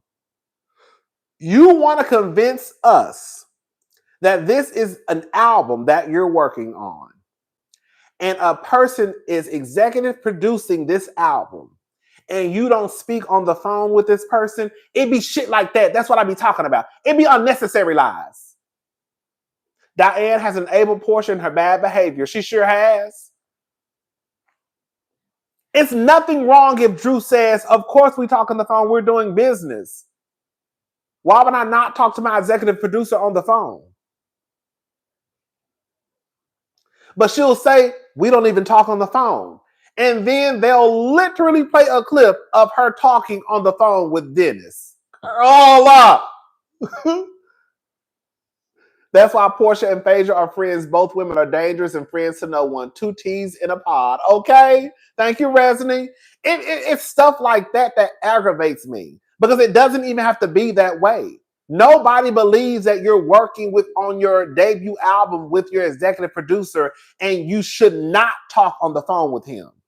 I would think that you would be an idiot if you did not talk to Dennis on the phone. Girl, y'all are doing business together. Everything doesn't have to be said on the phone. If you text me and just said, hey, Drew, we meet up at the studio today at 5? Yeah, meet you at 5. Okay, cool. But for her to convince us or want us to believe, like it's stuff like that, I'd be like, Drew, girl, get Drew off my, girl, I'm getting worked up again. Get Drew off my TV screen. Brit Mama equals Brit Mama equals Dirty Diana, baby. I knew Drew was full of shit first season when she had the 247 personal assistants. While like Bish, really, thank you. Let's get into that. Porsha doesn't even take her hair business seriously. See how Marlo had a whole wig event and we're yet to see a go naked hair event? No growth. Thank you, Angie. That's another thing too. Bravo and Andy has also enabled narcissistic Porsha. They really have. I think they might gag Porsha this season. It looks as though they might be gagging Porsha though. I think they might be loosening the reins off of protecting Porsha. That's another thing too. I want to know why the fuck Ralph, what his money at? Because y'all tried to act like Ralph was Jeff Bezos. And the nigga probably part of the, what is it called? The Geek Squad. Ain't that the Geek Squad? Bitch, I just said that nigga part of the Geek Squad. Ain't them the niggas that work at Best Buy? Girl, that's what it is, bitch. Ralph work at the motherfucking Best Buy, the Geek Squad. That nigga ain't no motherfucking tech nothing. They got bitches down to the end of the thing. They got them thinking that motherfucker Jeff Bezos girl. What's that nigga name that was over Apple? What's the nigga name? He passed away. He had cancer. May he rest in peace. What's the nigga name? I forgot his name. What's his name? Steve Jobs. I was about to say Joe Stephens. Steve Jobs and shit. The nigga is part of the Geek Squad. Girl, we're gonna start saying that Ralph worked at Best Buy. He's part of the Geek Squad. He's part of the Geek Squad. That's what it is. That's what it is. He's part of the Geek Squad. Cause just last year, the nigga was tech of the year. Girl, customer support geek squad. Girl, as far as I'm concerned, Ralph worked for a call center and he work at home. I don't give a fuck what none of y'all say. I'm starting to put the shit together. You know what? I just figured it out. That's what it is. Ralph worked at a call center. And Ralph probably worked for Apple, the Geek Squad, some tech shit, and he worked at a call center. I bet you Ralph worked for a call center.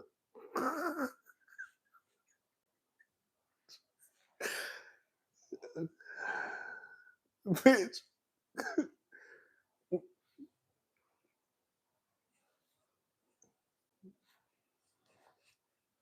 I'm so tired of people playing in my. I'm sick.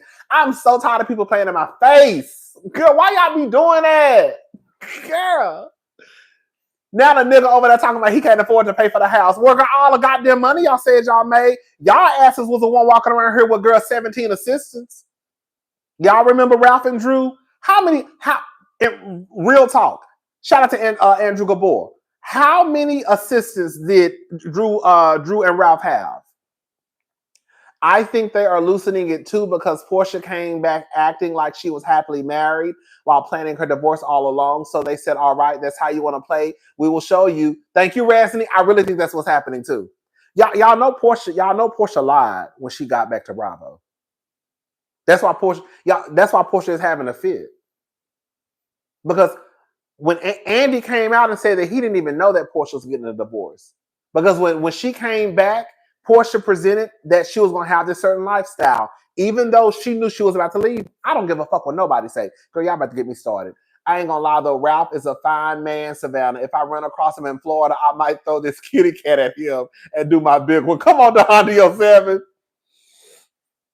I think that's what it is. Because Porsha pretty much lied. Porsha lied, and then all of a sudden, after she signed, do y'all remember the timeline? Porsha lied and said that she was coming back to the show as Porsha Gubadia. I'm coming back as Porsha Gubadia. And then all of a sudden it broke after she signed her contract that she was getting a divorce. And then Andy came out and said, oh yeah, I didn't even know. We just found out. Girl, she really played in Bravo face. Anyways, I'm not getting started on Porsha. But yeah, how many assistants did they have? Did somebody answer? They had a lot like this, like the lifestyle they tried to present. It didn't make sense. It didn't make sense for Ralph and Drew to have that many assistants. Drew, I almost said the wrong thing.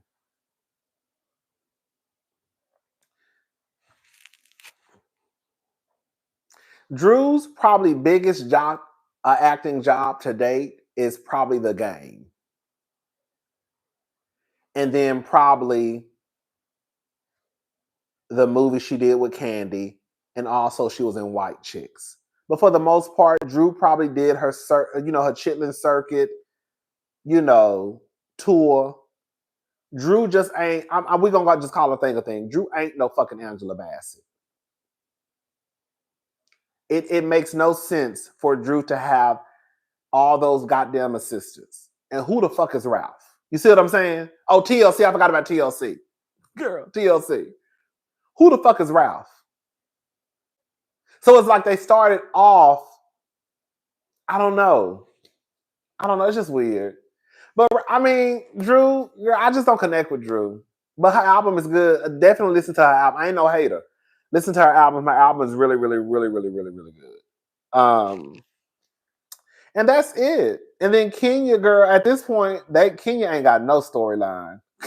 Girl. They're basically just using Kenya up. They're basically using Kenya to push the storylines along. That's it. When Porsha came to Shamea's party, Simon was with her. Oh, for real? When Porsha walked by the car, Simon ugly said, oh, he was at the party, right?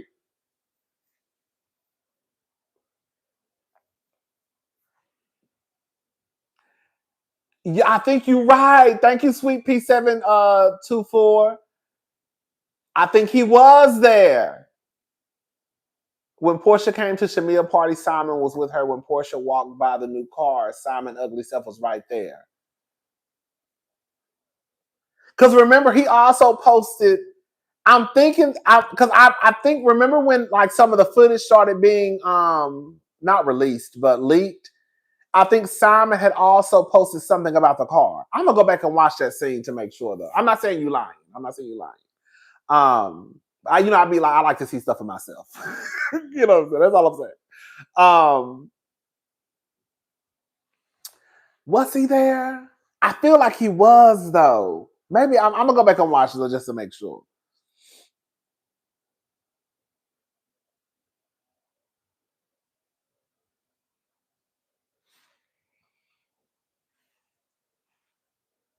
I don't think he was there. You sure he was there? Because they would have showed his ass if he was. Well, I guess if you say you saw him there. I'm gonna go back and watch. But anyway, so yeah, Cynthia's storyline is house mom like Miss Garrett from The Facts of Life. Thank you, love my kids. I'm gonna give Cynthia a pass because Cynthia is just a friend of the show. And for the most part, friends usually never have storylines. So it is what it is with Cynthia. I want to know, girl. Oh, this is about to be a mess, y'all. Girl, whatever's about to happen with Kenya and that girl, this is about to be a hot ass mess. I can feel it in my soul. We already talked about Britt. Right now, this is what I said. Right now, I'm cool. I'm cool with everybody. Only person I don't like is Porsha. Girl, Porsha is a mess. I'm sorry. Everybody else is cool. I feel like the only two people who are being honest about their life is Shamea and Kelly. I think everybody else is either lying or not telling the truth, girl, omitting information, however you want to say it. I think it's Hoes and Angela's story. I'm not saying that Angela is lying. Replay the car scene. He was walking with Porsha. Okay, thank you. Thank you, Sweet P724. I don't think Angela is lying, but I think there's holes in Angela's story. You know what I'm saying? About the whole reason why her and Charles separated so early in their marriage and had to go live separately.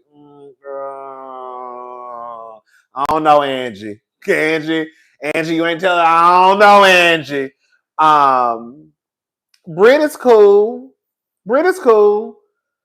I think it's holes in her story too. But Britt is cool. She fucking with Kenya though. She wants a problem. She's not fucking with Kenya. She wants a problem with Kenya. That's what I'll say. She's not fucking with Kenya, but she does want a problem with Kenya.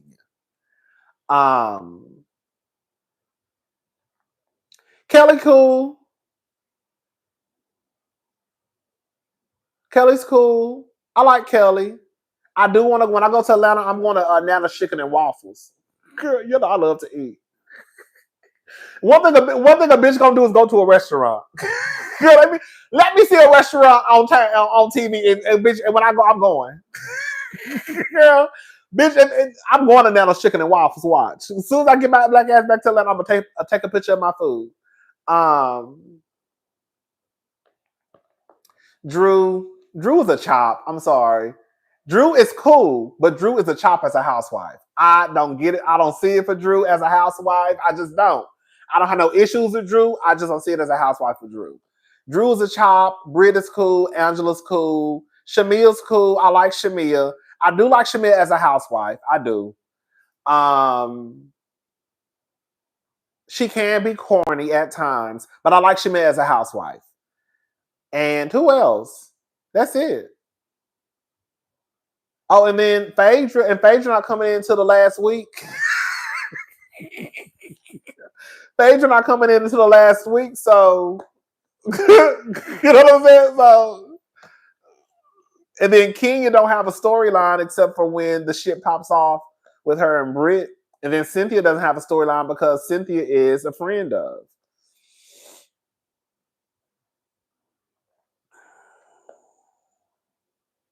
Marlo would have been a good housewife this season. I think Marlo would have been a good friend of. Me, girl, I keep telling y'all, Mia should have been. Girl, y'all think I'm bullshitting y'all. Mia would have been a good fit for this friend. Girl, y'all can take it how y'all want to take it. Mia Thornton would have been a good addition to this season of Real Housewives of Atlanta. And y'all can take that as a dig if y'all want to. Girl, when I look at it's no shade. Girl, Mia would have fit right on in with Porsha, Britt. She just would have fit in with them. She would have.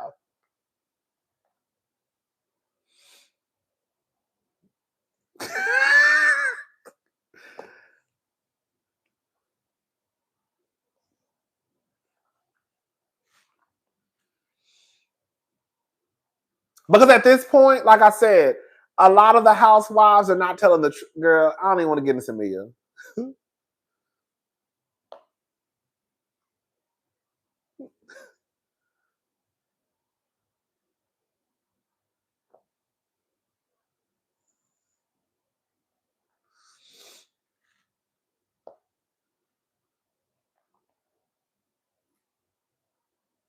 So yeah, Britt is cool. Yeah, we waiting. I do think that when the shit hit the fan, baby.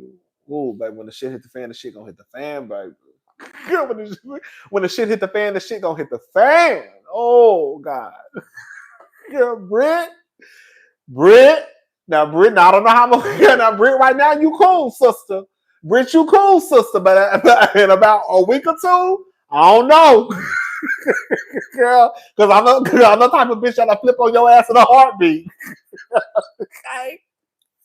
Bitch, let me tell you something, baby. Let me tell you something. Girl, now, right now you cool. But when the shit pop off, girl, I'm quick. I'm quick to do a 180 on your ass. Y'all gonna be like, I thought you said he was cool. I thought y'all said that she was cool. I said that last week. We got some new information this week. Okay. We got some new information. This is a whole nother week. This is a whole nother week. We got some new information. This ain't last week. Last week she was cool. This week, based off of what we saw, now, okay, it's a new week. It's a new dawn. It's a new day. It's a new life for me. Okay, it's a new week, baby. Shout out to Nina Simone. It's a new week, baby. But yeah, so I don't know how we're gonna feel. Girl. Girl, y'all. Girl, I don't give a girl. You know what's so funny? I hope you drag Bravo's favorite sociopath, baby. I am leaving that lady alone, baby. Thank you, Carlos Harris. Baby, I really don't get amped up about Kenya, baby. I don't. Girl, I think because I am, dramatic in my delivery and I'm over the top, that I think that some people in real life, girl, I've probably been in Kenya's comment section under her pictures as long as I've been following Kenya, probably 2 or 3 times. Wendy, I've probably been in her comments probably 5 or 6 times. I think I really be like worked up over that. I really don't be in a grand scheme of life, girl. I really don't care. Cool, but I don't know these. That's what I'm saying. Like, I really don't girl. I'm not connected to the housewife world like some of the other girls are connected to the housewife world. If that makes sense. I love who I love, but girl, I don't. Girl, when I I don't know these people. You know what I'm trying to say? Like, I really don't know Wendy. I don't know Candace. I don't know Dr. Heavenly. I don't know Kenya. I don't.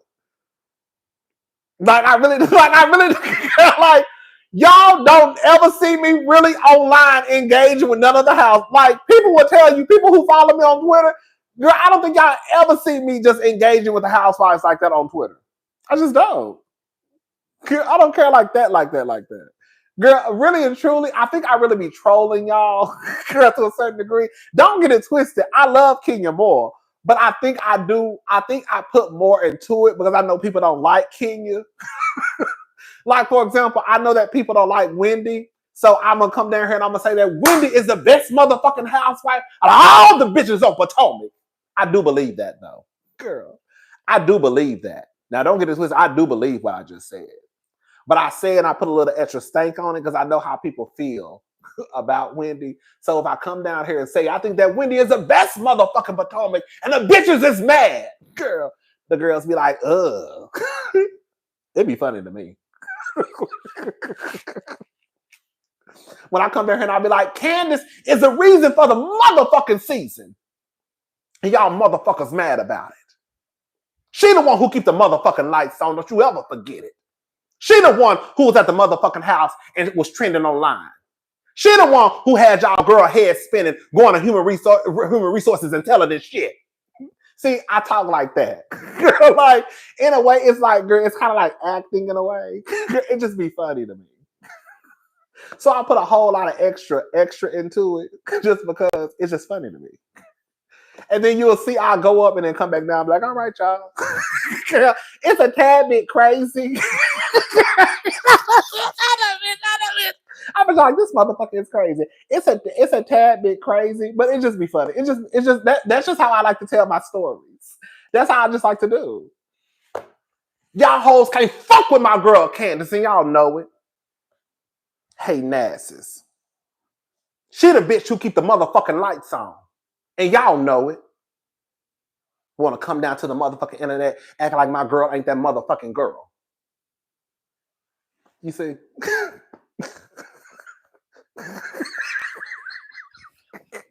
You know what I'm saying? And then the girls be like, ugh, yeah. Why you get so dramatic over Candace, girl? I just be acting like that.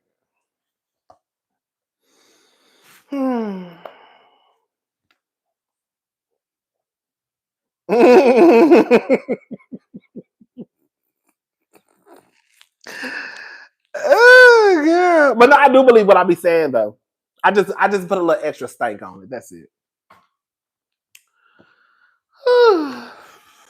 Anyways. Like when I come down here and I talk about Quad, I know the girls don't like Quad. Again, I believe everything. I stand by everything I said this season. But girl, I know if I put a little extra stank on it, girl, the girl's gonna get riled up. We love Kenya, Wendy, and Candace. Now, when it comes to your girl Quad, I'll be ready to put on my Timberland boots and be ready to meet you outside. Thank you, Dahani07. Y'all don't like Quad because y'all think that Quad got Mariah voted off the island. Drew's pastor mom used a log instead of a wooden ruler. Ooh. Thank you, Dahani. I mean, thank you, love my kids. Shamea does have a stylist. That's the thing. No shade. I don't know why. Girl, I like Quad. Cousin, we need a meet and greet brunch event. Girl, we're going to do that one day. We're going to do it when I get to 100,000. Once I get to 100,000 subscribers, girl, we moving too slow, baby. Once I get to 100,000 subscribers, we'll do a meet and greet. No, seriously, I hope Karen is okay. I hope she's okay, too.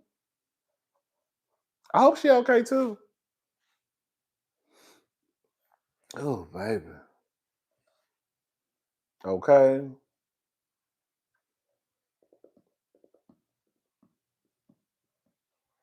No, I don't think I love Quad and Mariah, but Quad is nowhere near perfect. She has joined the Mean Girl crew. No, that's the thing. I think this is a thing. And I know for a fact I've said these things before. I'll tell you where I was ready to wring Quad's neck. When Quad tried to paint the picture that Toya was responsible for Anila's house being broken into, and she called Dr. Heavenly, I was like,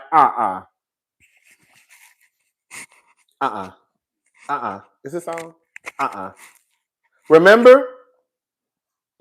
Remember when Quad called Heavenly and they were talking about the rumors, the rumors that they heard of some shit like that. And I was like, girl, y'all really on camera? Girl, talking about some fuck shit like this. Y'all really out here trying to act as though, girl, you know what I'm saying? It's shit like that. So when I say that Quad is not perfect, I know Quad is not perfect. Quad, and that's why when I say that all of them are mean girls, that's what I mean. Because Quad literally called Heavenly on camera and had a discussion about whether or not, I can't remember the ins and outs of the conversation, but whether or not Toya had something to do with, if she set it up, if she talked to somebody who knew somebody, I don't know. I think Carrie had something to do with the conversation too, but it's shit like that. So when I say they're mean girls, they've all done mean, hateful shit. Quad is not exempt. But like I always say, the only two people in that group that really could have a real bona fide, legitimate reason to dislike Quad for the length of time that they have is probably Toya and Mariah. But Mariah is no longer part of the group. When I ask y'all every week, what has Quad done to Dr. Simone, Dr. Jackie, Dr. Heavenly, Dr. Contessa, Lisa Nicole, girl Carrie, girl, nobody can ever say nothing. Because y'all don't even know. When I ask y'all, what has she done to those women? And y'all bring up, I say, don't mention Sister Circle.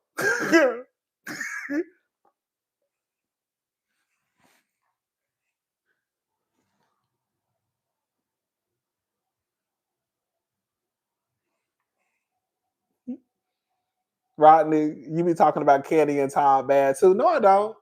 Okay, what if I said bad? Okay, let me ask you a question. What if I said bad about Kandi and Todd? Tell me. Pink Passion, tell me, what have I said bad about Kandi and Todd?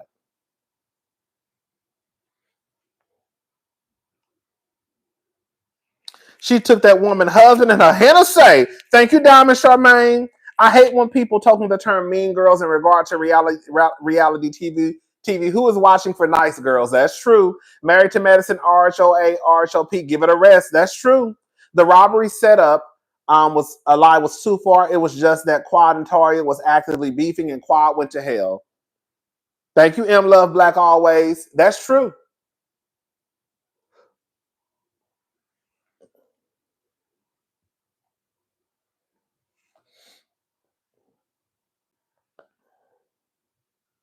Hello?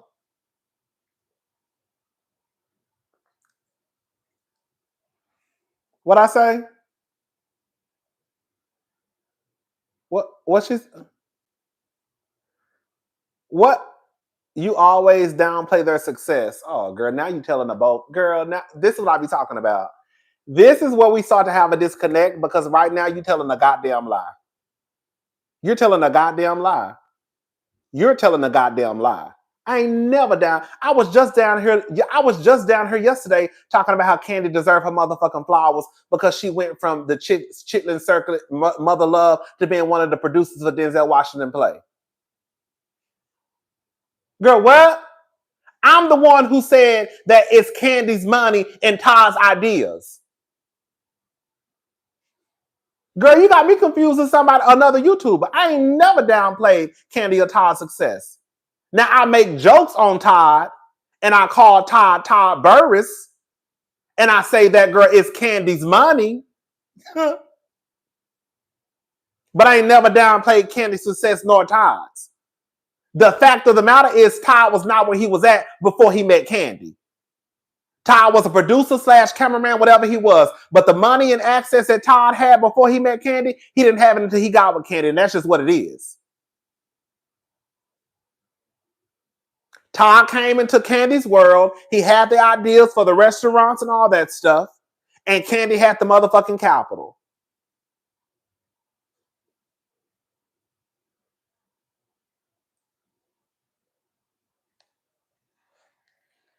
I was just hyping up Kandi yesterday.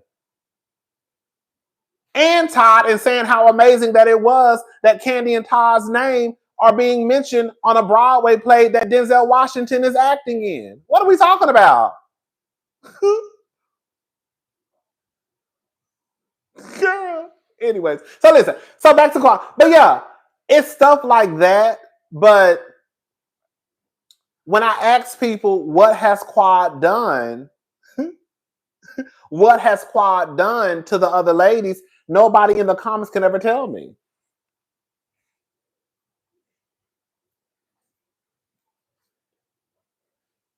I did it twice, actually. Thank you.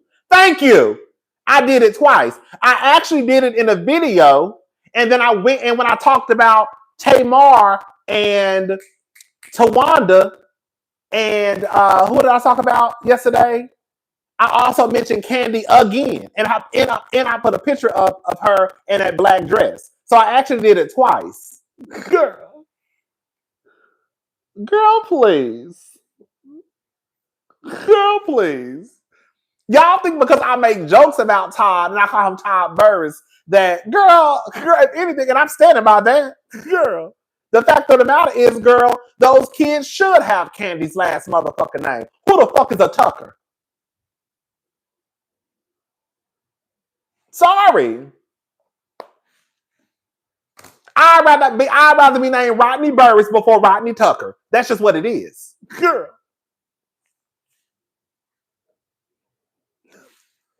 Those kids' names should be Ace Burruss Tucker. And Blaze Burruss Tucker.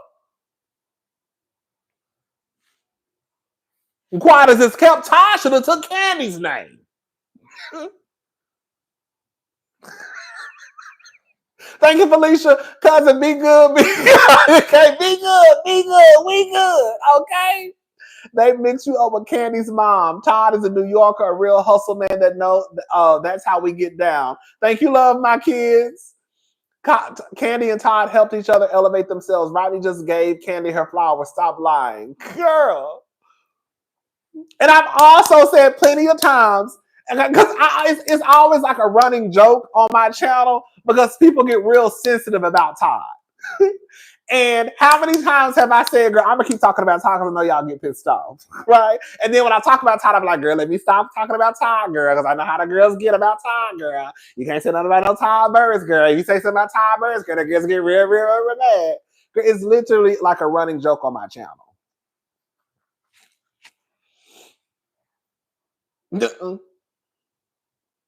And how many times have I come down here and said, all jokes aside,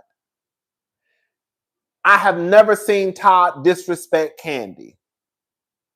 I have never seen Todd disrespect Mama Joyce, even though he could have. How many times have I said that Todd, all jokes aside, actually appears to be a decent man? Outside of him keeping tabs of the goddamn money and got his daughter up outside of how he treat Kayla. Now that right there ain't changing on. Anyways, anyway, I'm not going back. Plus, you still waiting on your box. Okay, now when I get okay. Plus, I'm still waiting on my black box, Kandi and Todd Burruss. You sent everybody else a motherfucking black box. Why I ain't get one? Everybody was down here opening up candles and shit. I ain't got no black box. Girl, everybody had a motherfucking black box. Spilling Martini. Now I'm hating. Chris got a black box. Spilling Boy TV got a black box. Everybody got a black box. I think Alex Rogers got a black box. I think Brooke Ashley got a black box. I'm calling out everybody's names tonight. Everybody got a black box except for my black ass. What the fuck is my black box at Kandi and Todd Burruss?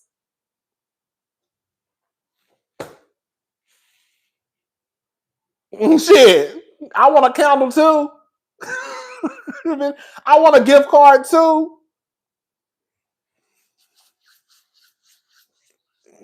Scotty got one, okay? Shit. Girl, me and the Diva. Me and the Diva, the only one to get. Okay. Me and the Diva, the only one who didn't get one. Y'all give a fuck. I'm still gonna talk my shit.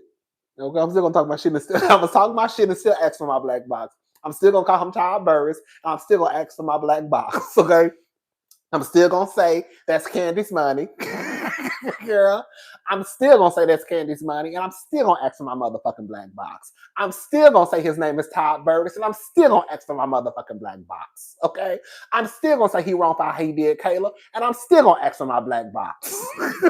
Okay, bitch, I want my black box.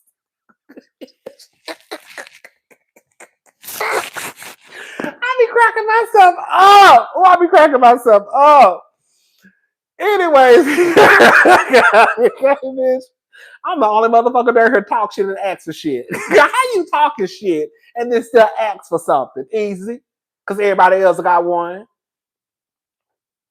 Easy. Because everybody else got one. I want mine too. Okay? Shit. Anyways, girl, I'm going to request it for you. Thank you. Girl. I almost should have said I don't have a P.O. box. I need to get a P.O. box. I have been saying that for years. I need to get a P.O. box. Because maybe if I had a P.O. box, I'm sure. Let me tell you something. I know for a fact if I had a P.O. box, I would have got one. I would have been first on the motherfucking list. Okay? Anyways. All right, y'all. I'm gone. I'm gone. I'm about to watch The Real Housewives of Beverly Hills. And that's it for tonight. If anything pops off tomorrow, we can go live. And yeah, that's it. All right. Wait, Roddy, can we agree on the fact that Quad potentially used Dr. G actually to be on Married to Medicine? Okay, girl. Okay, girl. I think, and I've said this before. Can I say this? Can I say this? Let me say this. Y'all trying to keep me. Y'all really trying to not. Y'all know what to say to get me started. Y'all, I'm about to start hanging up the motherfucking phone in y'all faces because y'all know exactly what to say to get me started. I always read the wrong comment and it get me right back up. Okay. I have said this, and I'm gonna say it again. I think that Dr. G and Quad used each other. I think that they both benefited some way from that relationship. I don't think that Quad would have gotten with Dr. G if he wasn't a doctor and didn't have a little shang-a-lang-a-lang. And I think that Dr. G, being that he was a doctor, was able to pull his trophy wife.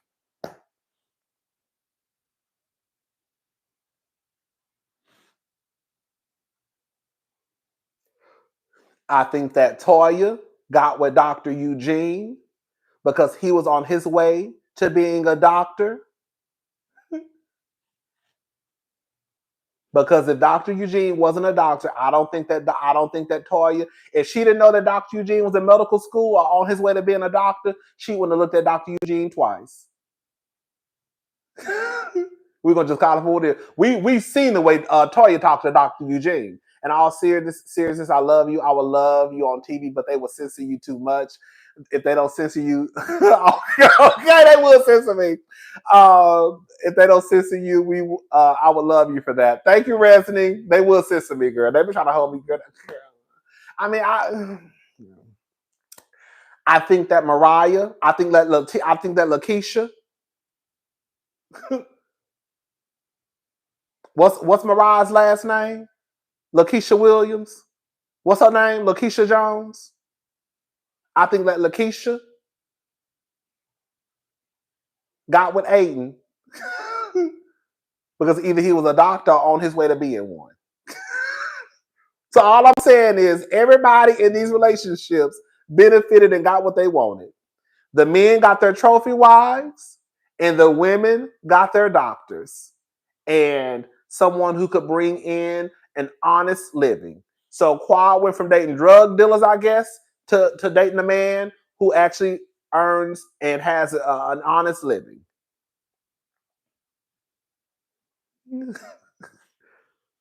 I'm just saying.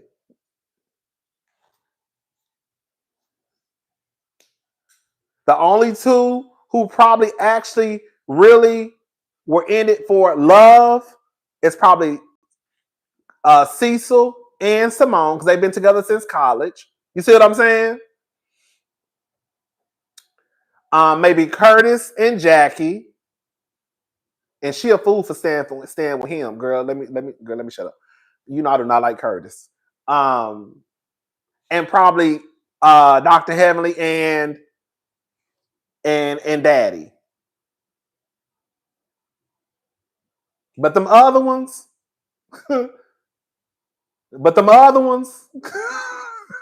girl, they got in it because everybody was looking to get something. And I'm not mad at it.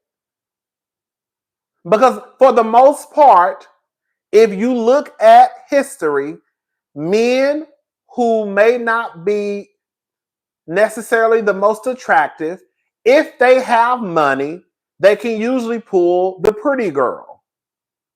And the pretty girl, if the nigga got some money, she's willing to overlook certain things because now the nigga got money. That happens all the time. Look at Rick Ross. Rick Ross got titties down to his knees. And Rick Ross still would be with pretty girls.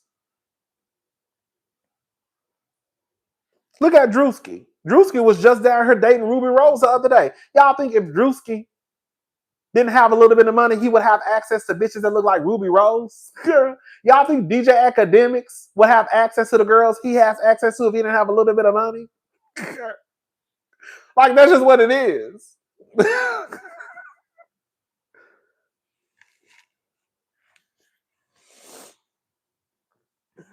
But yeah, I think they all use, I think that, and I don't think there's anything wrong with that.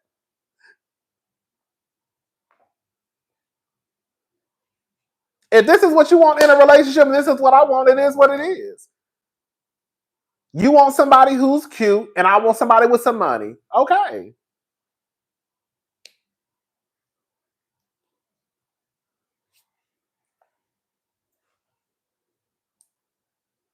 That's it. But yeah. Yeah. Yeah. And DJ, right? Right. And academic knows that that's why he be so angry. Exactly. Mm-hmm.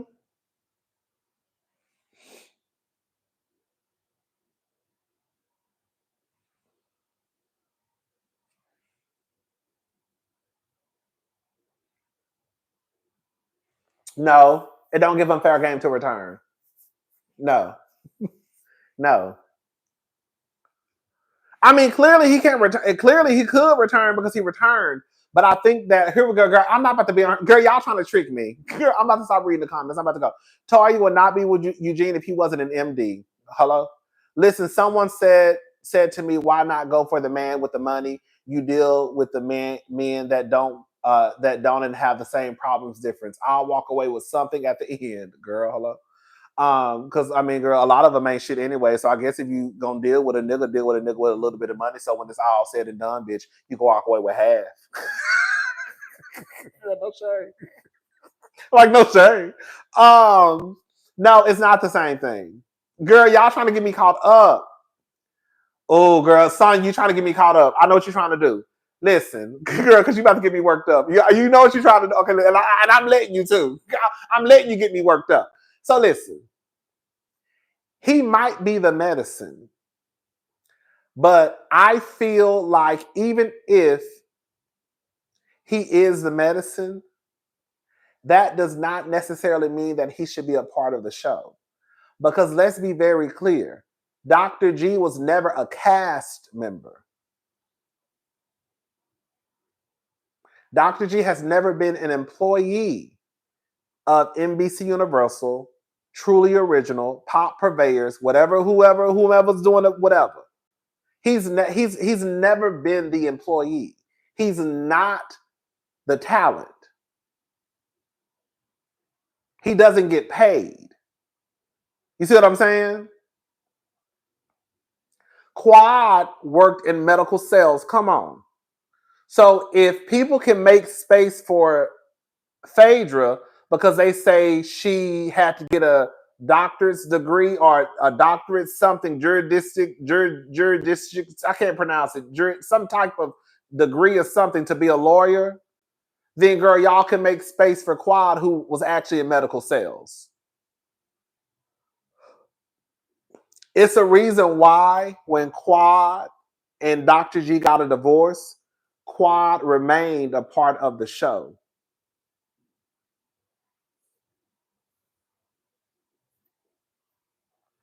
Juris Doctor, yes. Quad has stayed on the show as an employee even after Dr. G was taken out of the picture. And also being that Quad and Mariah are best friends, Mariah could have went and found Quad a chiropractor. Because let's be clear, at the time, Quad's best friend was the creator of the show.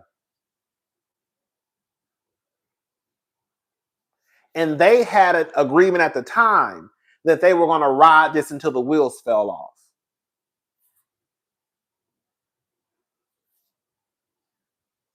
So there's a good chance that Dr. G, even if Quad was going to be there because that was her sister. That wasn't Dr. G's sister. You see what I'm saying?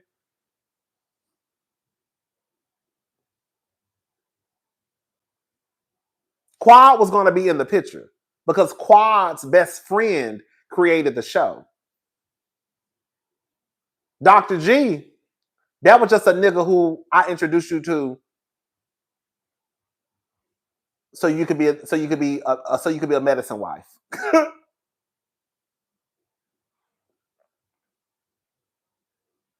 Dr. G, who's not an employee, let's be very clear. Greg and T would not be casted on this show if they went to auditions. Neither have the factor. I don't think they would either.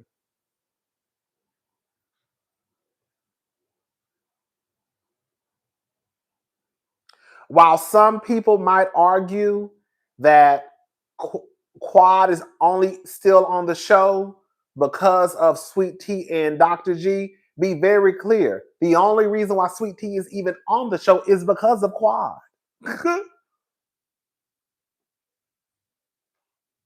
So even if Quad was in jeopardy of losing her job because she didn't have a storyline, and I think Heavenly said that, the only reason why Sweet Tea and Dr. G are on the show is because of Quad. Because if Quad would have left, they wouldn't have had a need for Sweet Tea and Dr. G. Because they only brought them back to see confrontation between them. And now that they have it, y'all see, and I told y'all this. Where I'm about to go. I told y'all this. I said, girl, they're gonna be done with Sweet Tea because Sweet Tea ain't even a friend like that. Like, I have no issues with Sweet Tea, but it is what it is. Girl, they ain't friends like that. And now they done with Sweet Tea. And you see how quick they turned on Sweet Tea? I've been saying that for how long? Because she's not a friend. They did use Sweet Tea, but Sweet Tea also allowed herself to be used. I also said Sweet Tea is naive to think that she's going to come into this established friend group and think that they're going to look at her as an equal, because they're not. And now that they have what they wanted, they got the scene that they wanted, right? The only difference is they thought that it was going to be Quad spazzing out. See, they didn't know that Dr. G was going to spaz out. They didn't know Dr. G was going to spaz out. They thought it was going to be Quad spazzing out. You see what I'm saying?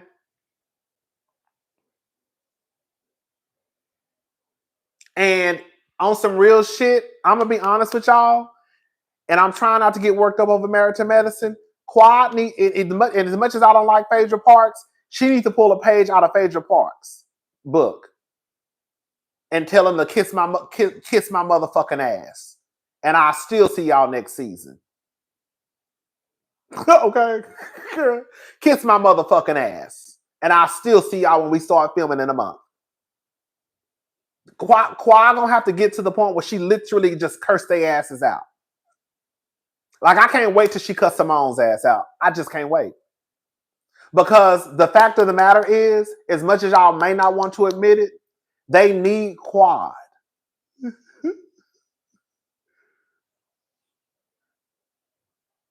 They need Quad. That's why they're always like, oh, Quad, you have to show up. Quad, you have to be there. That's exactly why they had Gregory and Sweet Tea come in for 60 minutes, and then they have to escort them out. We'll let you come for an hour, but we really need Quad here to wrap it up. Y'all didn't catch that, T? It's the reason why it's the reason why Sweet Tea and Greg came from 8 to 9, and then from 9 until King and Quad came.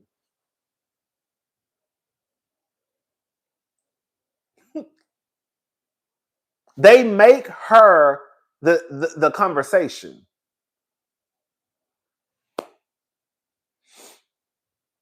And again, and I've said this numerous times, Greg literally came back to this show to antagonize that woman. He did. Because if Greg doesn't, I love Quad and Mariah to make up. Mariah come back and run those ladies. I want them to make up too. I'm not gonna lie. If Dr. G already does not get paid, let me ask y'all a question for the Dr. G fans out there. If Dr. G already does not get paid to be on the show, why did he wait until he got a new wife to come back to the show? Because regardless if he was on the show without a wife or with his wife, since those are his friends, that's what y'all say. Those are his friends. Y'all think that Bravo would have turned Dr. G around from filming with those men? Because those men film scenes independent of the women. So if Dr. G wanted to sit down and shoot scenes with Cecil, Curtis, they would have allowed him to. So you don't get paid. This is your friend circle. Why haven't you been shooting with your friends, sir? But no, you wait until you get into a new relationship, and then you come back to the same show that you left, that you were not even the talent, to get married on this show. And then people flipped it and said that Quad was antagonizing Dr. G, a nigga who she ain't seen since she divorced. Those are his group of friends. And why hasn't he been around? They literally tried to kick out Quad, and it literally didn't work. The show flopped without Quad. I feel their issue with T is she's acting like that isn't the case. They need Quad. Thank you, Shato.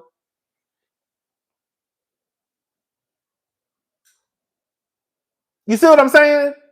If these are Dr. G's friends, he didn't need Sweet Tea to film because he's not getting paid anyways. Sweet Tea's getting paid.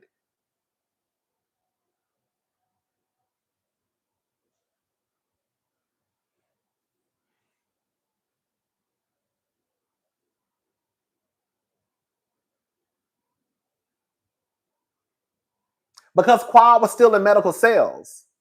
And even though Quad was married to Dr. G, I think the thing that y'all don't want to acknowledge is that Quad was best friends and sisters with the creator of the show.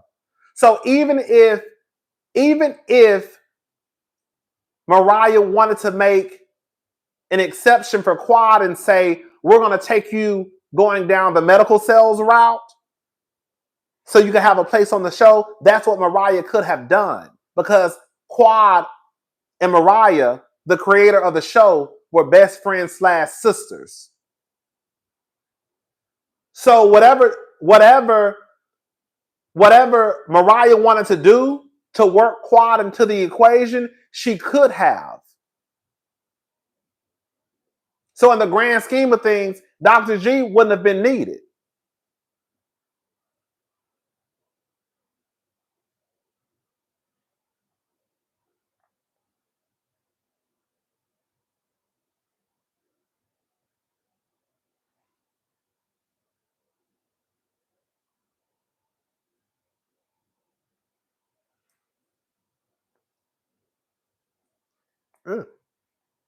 Like if I'm the creator of the show and Mariah literally casted all the women.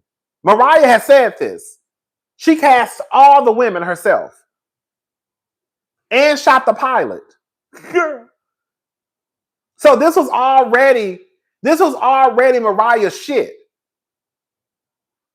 So if Mariah said that I want Quad on the show because that's her best friend, and they've already said that they were gonna ride this until the wheels fell off, Dr. G didn't have to be married to Dr. G. Now there's a good chance that if Mariah didn't know Quad and Mariah was still on the show and she probably had a say so, Mariah, there's a chance that Quad probably wouldn't have made the cut. But being that they were best friends and Quad was in Lake's wedding, I believe, they were like sisters to the point where Mariah helped her find a place. You see what I'm saying? Like Dr. G ain't needed in the equation because Mariah Huck held all the cards. Simone hates that Cecil genuinely likes Quad. That's why she talks. Oh, baby. Come on, Stacey.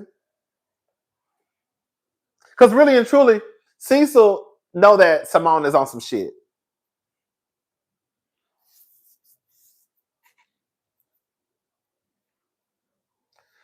Because we can't. That's what I'm saying. At this point, I don't even care about the show being called Married to Medicine. If we're really going to start going by the name of the shows, then no reality star should be on reality TV. None. Kandi shouldn't have been on Housewives. Nene shouldn't have been on Housewives. Porsha was probably the only real bona fide housewife on Atlanta at one point. Kandi, black ass wouldn't have been on there. Kenya wouldn't have been on there. Cynthia wouldn't have been on there. Most of New York wouldn't have been on Real Housewives of New York. Girl, like if we really start to go down the list, Kim Z came in literally a side hoe. Look at Basketball Wives. Shani is a whole preacher's wife. And she's standing front and center of the promo shoot. It says Basketball Wives, and she's a preacher's wife. Girl. Evelyn ain't never even been married to a basketball player. Girl. Jennifer is dating a nigga who getting sued for fraud. That's her husband, not dating husband. Her husband is a nigga who is being sued for fraud. Brittany Renner, I don't know what she doing. Like, as I'm saying, like, we can get caught up into the title of these shows, but the title of the shows actually don't even matter anymore. Because even though Andy has said that he wanted to find women who wanted to aspire, who had goals of being married and, you know, wanted to be in love, it still does not take away from the fact that the title of the show is called The Real Housewives of Orange County, Atlanta, Dallas, New York. It's still called The Real Housewives. So even if that's what you said, that women who wanted to be in love could be on the show, it doesn't take away from the fact that that's not what the title of the show is giving. You see what I'm saying? Like, okay, Quad not married to medicine. Okay.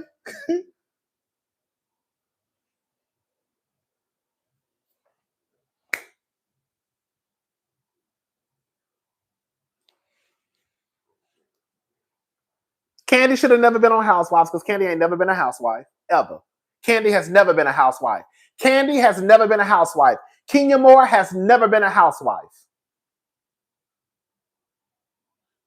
Cynthia has never been a housewife. Vicky Gogelson, whatever her name is, the OG of the OGs, ain't never been a housewife. These are working women who are self-made. That is not a housewife. A housewife is a housewife. Girl, a bitch who work is a bitch who work. Okay? Kandi literally came into Housewives as engaged, working. Kenya came in working. That's not a housewife. A housewife is a housewife. A basketball wife is a basketball wife. It's not a basketball. It's not a preacher's wife who used to be married to a basketball player. It's not Evelyn Lozado who has had relations with men from the NBA, MLB, and NFL. Girl, that's not a basketball wife.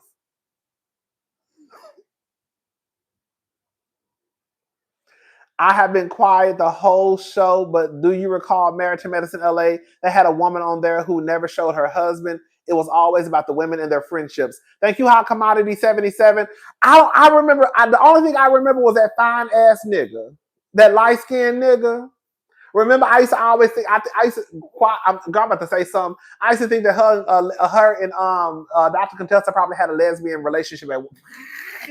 Remember the light skinned girl? She was black. She was biracial, I believe. I think she was black. Her husband, he had like some like green eyes. That nigga was fine as hell. Girl.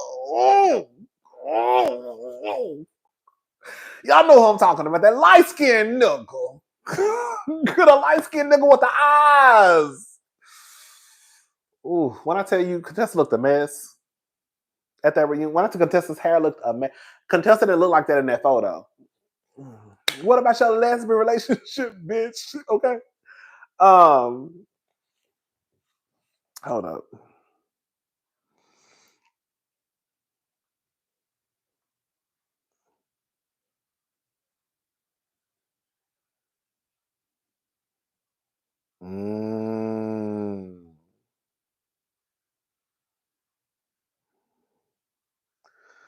Oh, I gotta call my sister.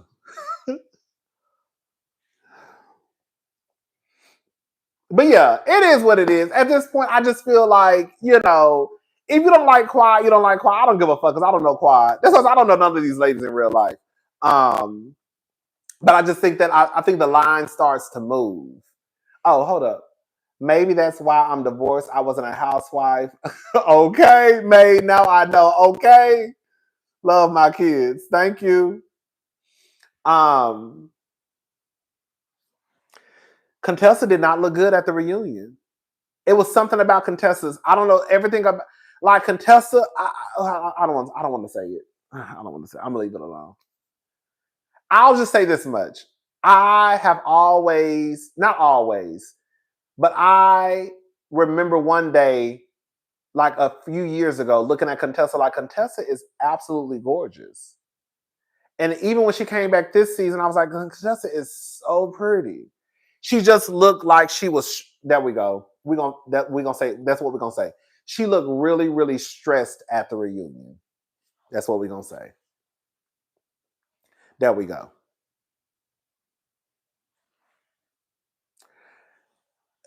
There we go. There we go.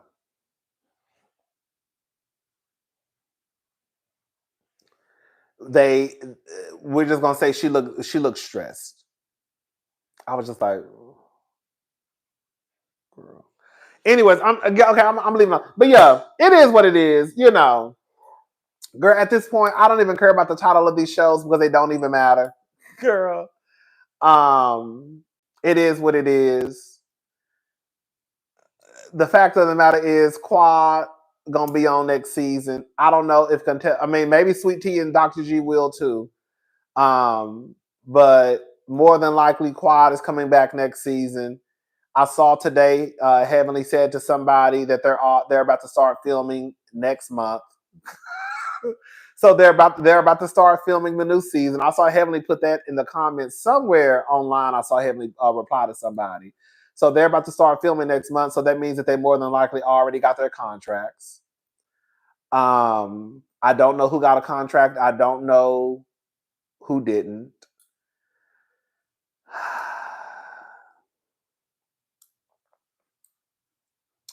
I don't think Sweet Tea and Greg should come back though. I'm sorry. I just don't.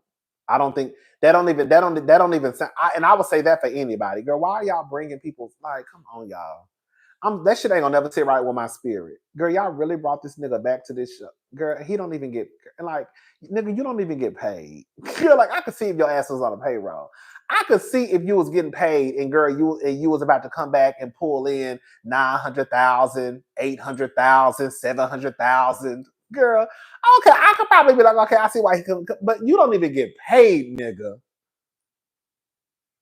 Girl, you don't even get paid.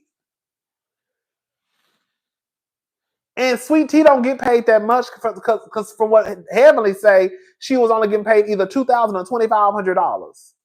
And I believe it because they don't get paid that much, believe it or not. Because I think Monique Samuel said something around the same amount when she first started Potomac. They don't get paid that much their first couple of seasons. Even on Bravo. Jackie, when I tell y'all, why the fuck is can we talk about Jackie for 5 seconds? Y'all know I love Dr. Jackie. I do. That's my rich mama. Girl, I love Dr. Jackie because even though she, we gonna girl, let me shut up. God was about to bring up what she said. Let me go. I'm gonna let it go. Let me shut up. Okay. I be wanting to say certain shit, but I be like, okay, just shut up. Don't even say. I be wanting to say stuff so bad sometimes, and I always gotta catch it. Like, girl, don't even say. Just shut up. Girl, don't even say. Just let it go. Don't say nothing. Just let it go. But why the fuck was Dr. Jack? Can we, Dr. G swimmers all these years on Earth and no baby at all, baby? Come on. Thank you, Resni.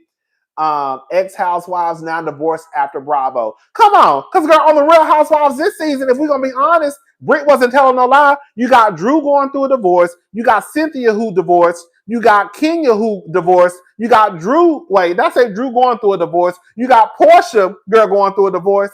Girl, I don't see nobody screaming, girl, replace them. They not even housewives. Girl, they're literally divorcees. The real divorcees of Atlanta. That's what they should call it. Because everybody getting divorced. Girl. So anyway, but listen. Why the fuck was Jackie on the Ex-Wives of Atlanta? Literally nobody. Girl, Britt is the only one. Oh, Kelly. And Kelly divorced. Britt is the only one, and Angela are the only two that are married.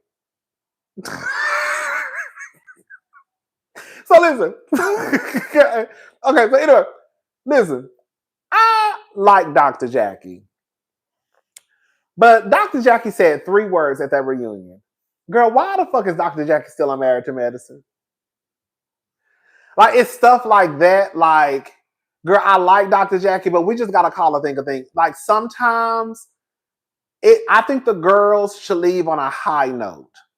Like, Dr. Jackie really should have left Married to Medicine probably the season after Curtis cheated on her. Dr. Jackie should have been like, I'm going to do one more season and I'm going to be out.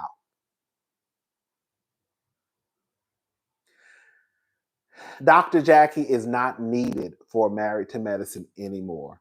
I understand working for free when you sell your soul. That's crazy. Thank you, love my kids. I understand why Dr.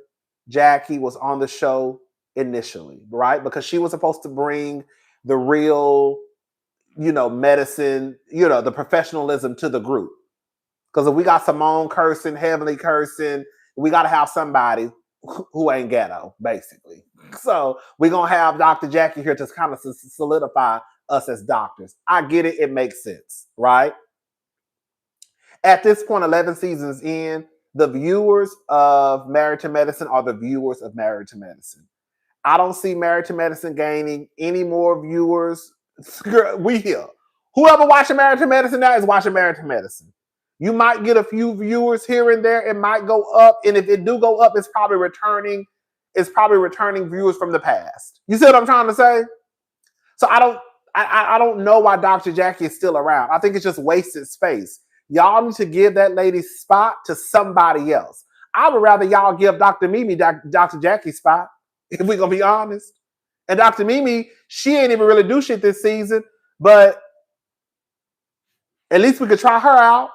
Dr. Jackie needs to go. And I say that with all the love. Dr. Jackie needs to go. Girl, I know, right? She ain't going nowhere. Dr. Jackie has benefited the most financially from the show. She's going nowhere. That's likely the real reason why Dr. Simone was mad at Jackie. Yep. Okay. And Andy loves Dr. Jackie. And remember, I think Andy was part of the reason why Dr. Jackie got that book deal. And also, Dr. Jackie ain't going nowhere. Girl. And Dr. Jackie was the only one with a motherfucking commercial. Hello?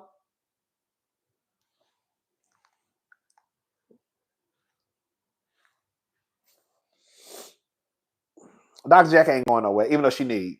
Even her ass need to go. Her ass need to go. Her ass need to go, but she ain't going nowhere. She ain't. She need to go though. Now I'm gonna tell you who, girl. I'm gonna tell you this has been my girl since day one. You know, whenever you my girl, and I found out you got some fucked up ways, girl.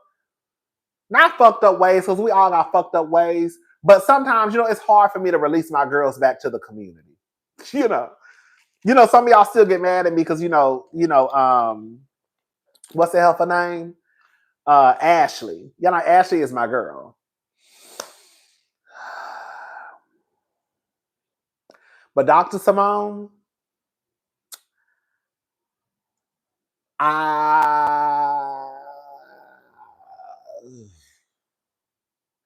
I think the first person I say, hold up.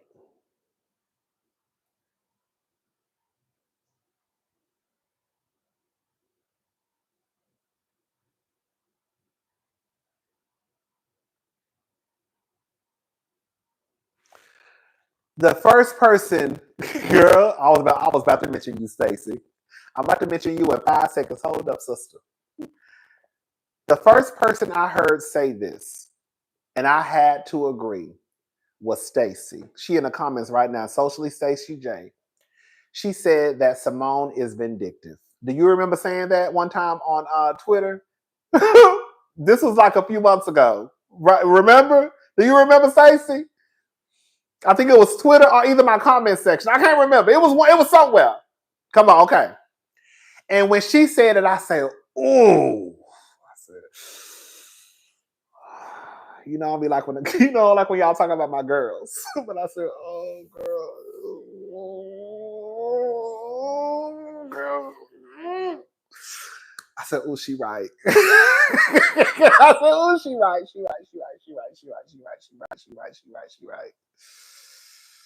I said, she right. She right. She right. There is something about Quad that I really honestly believe that Simone is vindictive. And it is something about Quad that she just does, that she ain't gonna never like. I have to agree. Simone was giving hater and bully. She said she wants to see Heavenly and Quad go through something, hence Dr. Damon rumor. Come on. She did say that. I remember she said that. She did say that. She said she wanted to see, I do remember her saying she wanted to see Dr. Heavenly go through something. Like, who say shit like that? You like, who say shit? No, who say shit like that about people who you say supposed to be your friend? Do you think Sweet Tea was telling the truth about Toya wanting her to go after Quad? Hell yeah, girl. Hell yeah, I believe it. Shit, Toya ain't like Quad. That's what I'm saying. Quad, Sweet Tea was brought on the show to go after Quad. Hell yeah. That's why I was so, because people think I just be saying shit out of my ass. That's why I was so concrete in my stance when it came to screaming from the mountaintop that these women are not friends like that. I could literally break it down for you. When do you ever see Jackie and Toya talk on camera?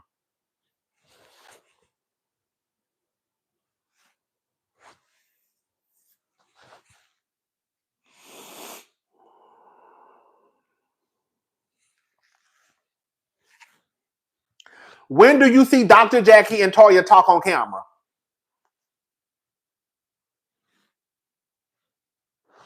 I would not want Simone, aka Gums Malone, and Dr. Jackie Moms Mabley doing juju in my cooch. Thank you, Dr. Ned. You never see Toya and Dr. Jackie talk. Girl, Jackie don't even have respect for Toya like that, if we gonna be honest. And she don't even too much deal. I think she like Quad a little bit more than she like. I don't think she like. I think she thinks Toya is an idiot. I do. I don't even think she has respect for Toya.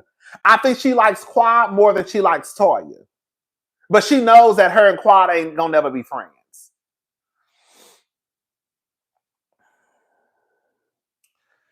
Good, and Quad believes Sweet Tea. That's why she said, baby, I'm listening to you. Quad believe it, but Quad don't want to go backwards. It's supposed to be onward and upwards. So Dr. Jackie and Dr. Jackie and Toya don't talk.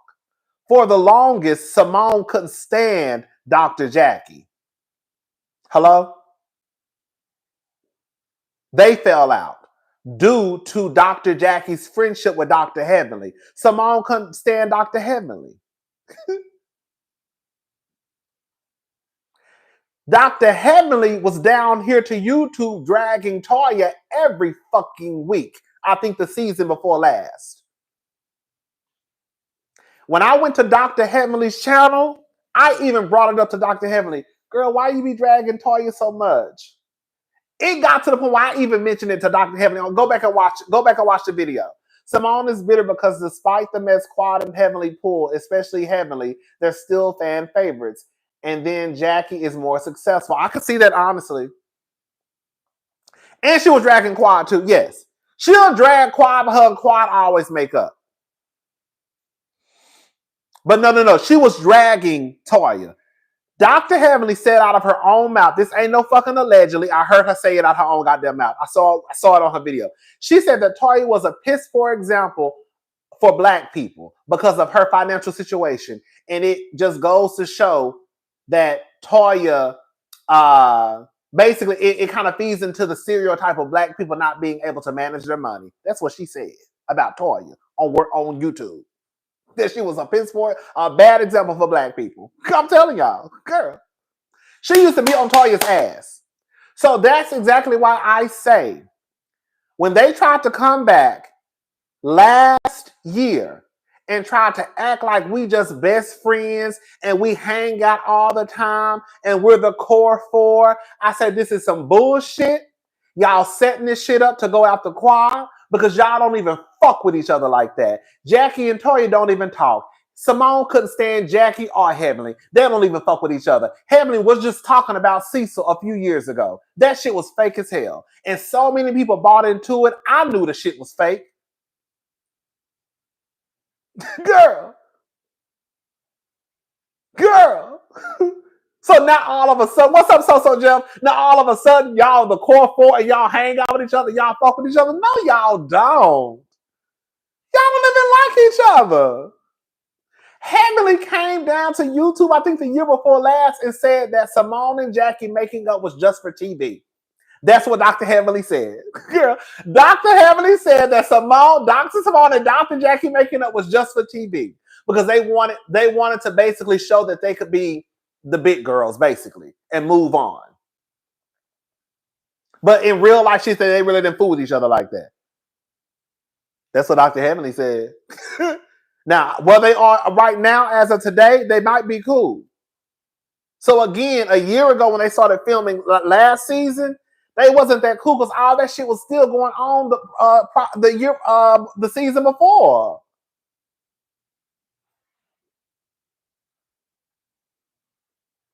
Dr. Heavenly said today that Simone does not like her and Quad. I believe it.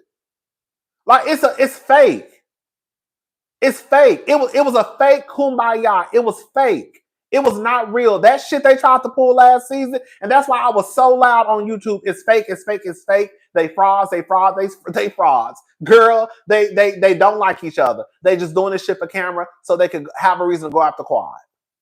Those ladies do not fuck with each other like that at all. Dr. Simone, I don't know what her issue is with Quad. The shit is weird as fuck. I'm starting to believe there is something there. I do believe when it comes to the show, Simone could possibly feel a way about Quad and Dr. Heavenly having the fan base that they have. You know, I don't like the jealous word. I think Dr. Simone feels a way that Cecil loves Quad too. Yes. Because Cecil loves Quad. Not like that. I don't think it's like that. I think he really does look at Quad like a little sister. I really do believe that. And I think Quad looks at Cecil like big bro. I'll never forget when Sweet Tea got sick on one of the trips. They showed no concern at all. Humanity, that's all. We didn't ask them to deliver baby Greg. Thank you, love my kids. It's something, I don't know what it is. But I'm telling y'all, when we see this episode, when we see this reunion and Quad and Simone get into it, if Simone give me what I think she about to give me, y'all can have. Simone gravitated to Toya after her fallout with Jackie. It was giving, if you're friends with Heavenly, I'll be friends with Toya. Come on. And y'all know Simone don't even like Toya. Girl, that's what I'm saying. Simone didn't even like, in real life, Simone didn't even like Toya. Do y'all remember the fights that Simone and Toya used to get into? Girl, broke raggedy ass. It literally was a friendship of convenience. Girl, that's all it was. Baby, the way Simone used to call Toya dumb, that's what I'm saying. Like, y'all cannot make this shit up. When y'all look at the timeline of how these girls started becoming, like, come on, y'all. Girl, girl. Anyway, y'all, if y'all have not watched all the seasons of Married to Medicine, you literally have to watch it, then y'all will see what I'm talking about. There's no way that these women, yes, you can go through stuff with your friends and still come out to be friends. But what I'm saying is the timeline is too close to each other. It's not like this shit happened in season 2 and 3, and then they got over it. Girl, this shit was still going on season 9. Girl, before Sweet Tea came. You see what I'm saying? This shit was still going on season 8. Sweet Tea came in season 10. Heavenly was dragging Toya season 9. Season 8. Simone wasn't fucking with Jackie or Heavenly. You know what I'm saying? Like, y'all gotta go back and watch all the seasons for it to make sense. If y'all just started watching 9, 10, or 11, you probably not gonna know. But if you go back and watch, you'll see what most of us already know. That place is all a mess. No, I love Married to Medicine, but they be on some fuck shit sometimes. They do.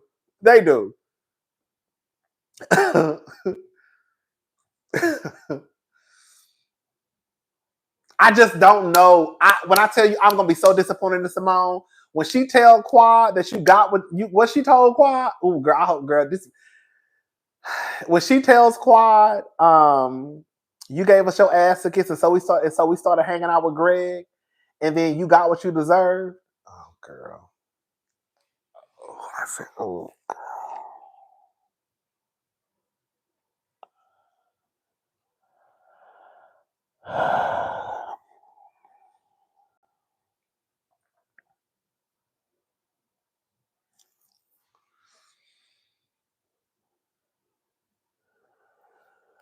She said we can bring in who we want to bring in.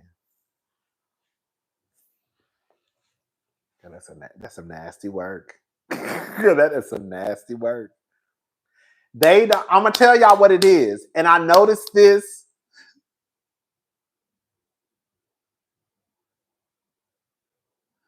I like Dr. Jackie too. I love Dr. Jackie, but I just feel like she's wasted space though. Girl, she don't really do. She is an elite. No, Dr. Jackie's definitely elitist and classist, and bougie and stuck up, and judgmental. She all of that.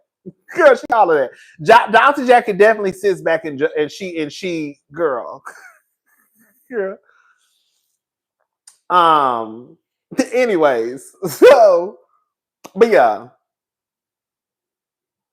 Wasn't Toya a teacher at some point? I remember way back in the day it was mentioned. Yeah, Toya was a teacher back in the day, from what I understand, and I think she wrote like a children's book back in the day also. Girl, hold up, y'all.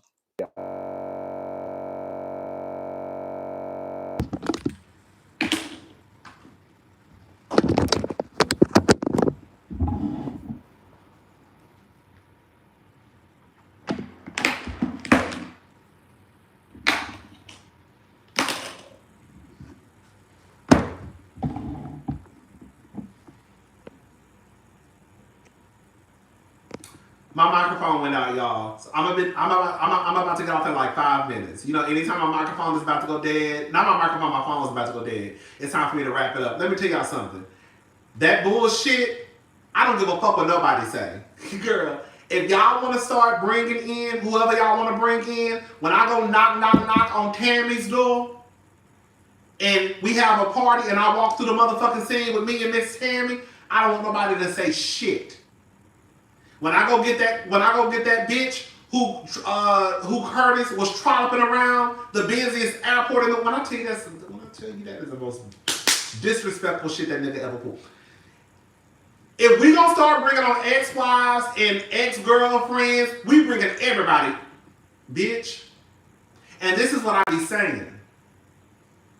There's no way I could do reality TV because when y'all start going down low, bitch, when I start feeling like y'all trying to humiliate me on TV, bitch, we are literally going to go all the way dancing with the motherfucking devil.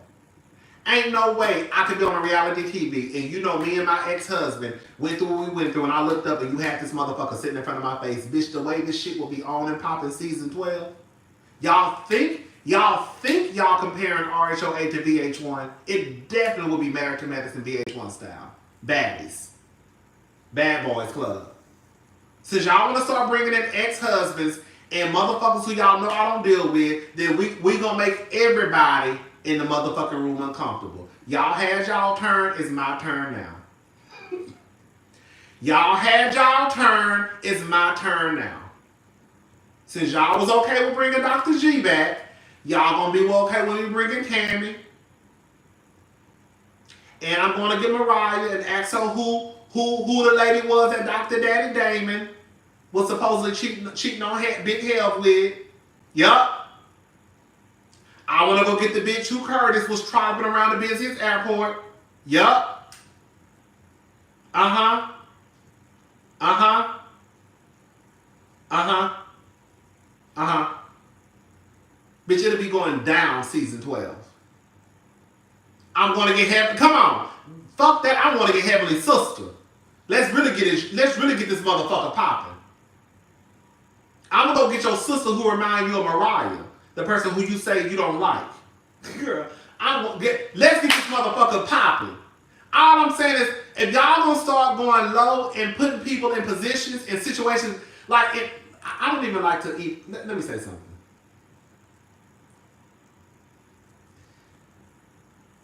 That situation could have somebody really could have gotten hurt. For real. With Sweet Tea, Dr. G, King, and Quad, somebody could have gotten hurt all because y'all want to shoot a television show. And in real life, it really is because of Dr. Heavenly, Dr. Simone, and Dr. Jackie. Even though Dr. Heavenly, Dr. Simone, and Dr. Jackie don't write contracts, they clearly still have enough say-so with the people who do write the contracts to convince them to offer Sweet Tea a contract. So that's really where it starts. It really does start with Heavenly and Simone. First Heavenly, then probably Simone, and then Jackie. It really starts with them.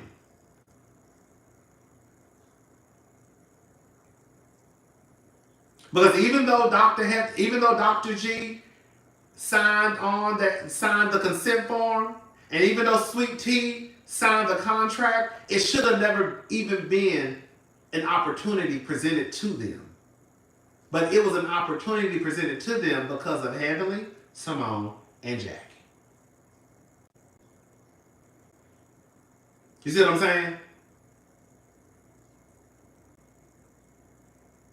That's why Sweet Tea and Greg are on the show. Because of Heavenly, Simone, and Jackie. Because they convinced them to come onto the show.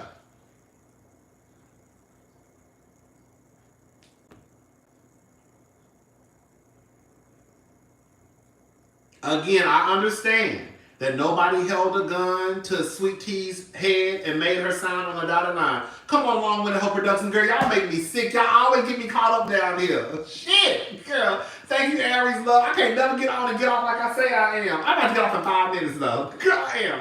Listen, I'm about to go. I can't never do right. God damn. I swear. Bitch, I swear to God.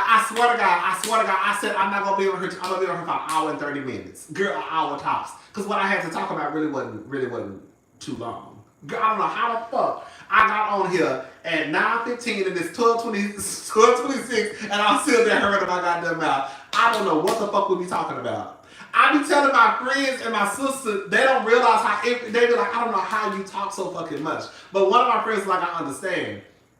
It's so easy to get caught up into like conversation with y'all. It really is. Like I don't know. It's just I don't know. It's just easy, and I already like to talk anyways. So all it takes is for one person to say something, and then the next person say something, then the next person say something. Then bitch, I look up, bitch, it's 4 hours later.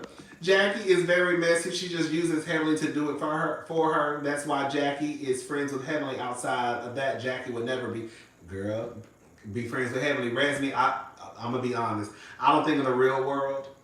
Outside of the show, I don't think that Jackie would have ever been friends with Heavenly. I don't. Dr. Jackie didn't even have enough respect for Heavenly being a dentist. Do y'all remember? Y'all better go back and watch the show. Y'all remember when Dr. Jackie and Heavenly first met? She pretty much downplayed what Heavenly did. Even though your teeth, girl, can affect your entire fucking body. Even though your teeth could affect your entire fucking body. Girl, I don't know if y'all know that. Okay, girl. Okay? Girl, your teeth could affect your whole fucking body. So, for Dr. Jackie to even downplay what Dr. Heavenly did when they first... girl, she was... Girl, I want to ask you about some teeth. Dr. Jackie used to low-key get with Heavenly when they first met, though. Okay.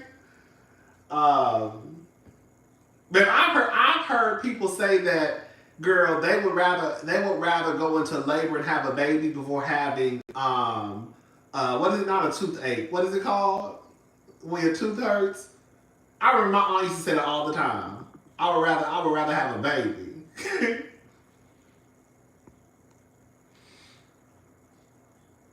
Baby. Yes. Yeah, I think a root canal, yes. My aunt used to always say that all the time. She used to always say that, baby. I'd rather have a baby.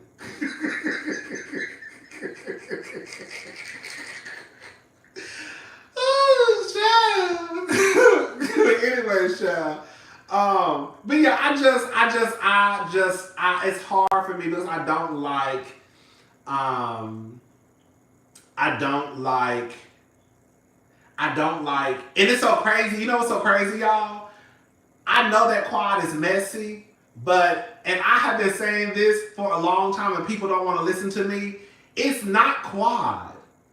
It's really Dr. Simone. Dr. Simone is actually the one who is head of getting the girls off the show. She does the producer's dirty work for them. Girl, Mariah done said it. I think did Heavenly? I don't know if Heavenly said it. I know Mariah done said it, and I think Quad done said it too. But y'all have this thing in y'all head where it's Quad. No, it's actually Dr. Simone. Girl, even Mariah has said that. Girl, But even with Mariah saying that it ain't Quad, it's Dr. Simone, y'all, Toya said it too. Quad is better than me because I will pay Simone dust. Simone is dangerous. She takes pleasure in Quad's pain and putting her in danger. Thank you, Shy Girl's perspective. Like, that's why it's crazy because people think that it's Quad, and I'm like, it's not Quad, y'all. I know y'all have this thing where Quad got Mariah off the show. If you go back and watch, Simone was the one who got that ball rolling. I want to see a golf event hosted by Quad with a special guest. Come on, bitch! Okay, I want to see a golf event hosted by Quad with special guest Tammy. Love you, okay? It really was. Quad was having issues with Simone, and I think that Quad wasn't going to go on the trip that they were going on, and Simone said that we're choosing. That's what Simone, go back and watch it. Simone said we choosing Quad over Mariah. Simone is the one who always, who gets the shit rolling. But people say that it's Quad. And I keep trying to tell y'all, baby, if Quad is almost is at jeopardy of losing her job, then how the fuck she firing Mariah? Let me say it again for the people in the back. If Quad is at jeopardy of losing her job every season like y'all say, then how the fuck she firing Mariah?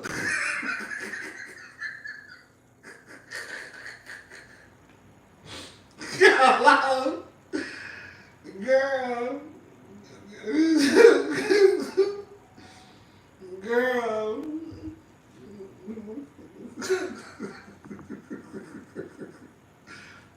No, that's what I'm saying. Quad ain't never had no power on the show. Girl. They literally sent Quad packing last season. Girl. What fucking power do Quad got? Girl, Quad is an employee. She show up to work. And then she go home. People be making up stuff. I'm like, people be making up stuff. Yes, come on. They reduced her episode so she asked for more money. And that was their way of getting her out of filming, basically. Yes. Anyways, girl.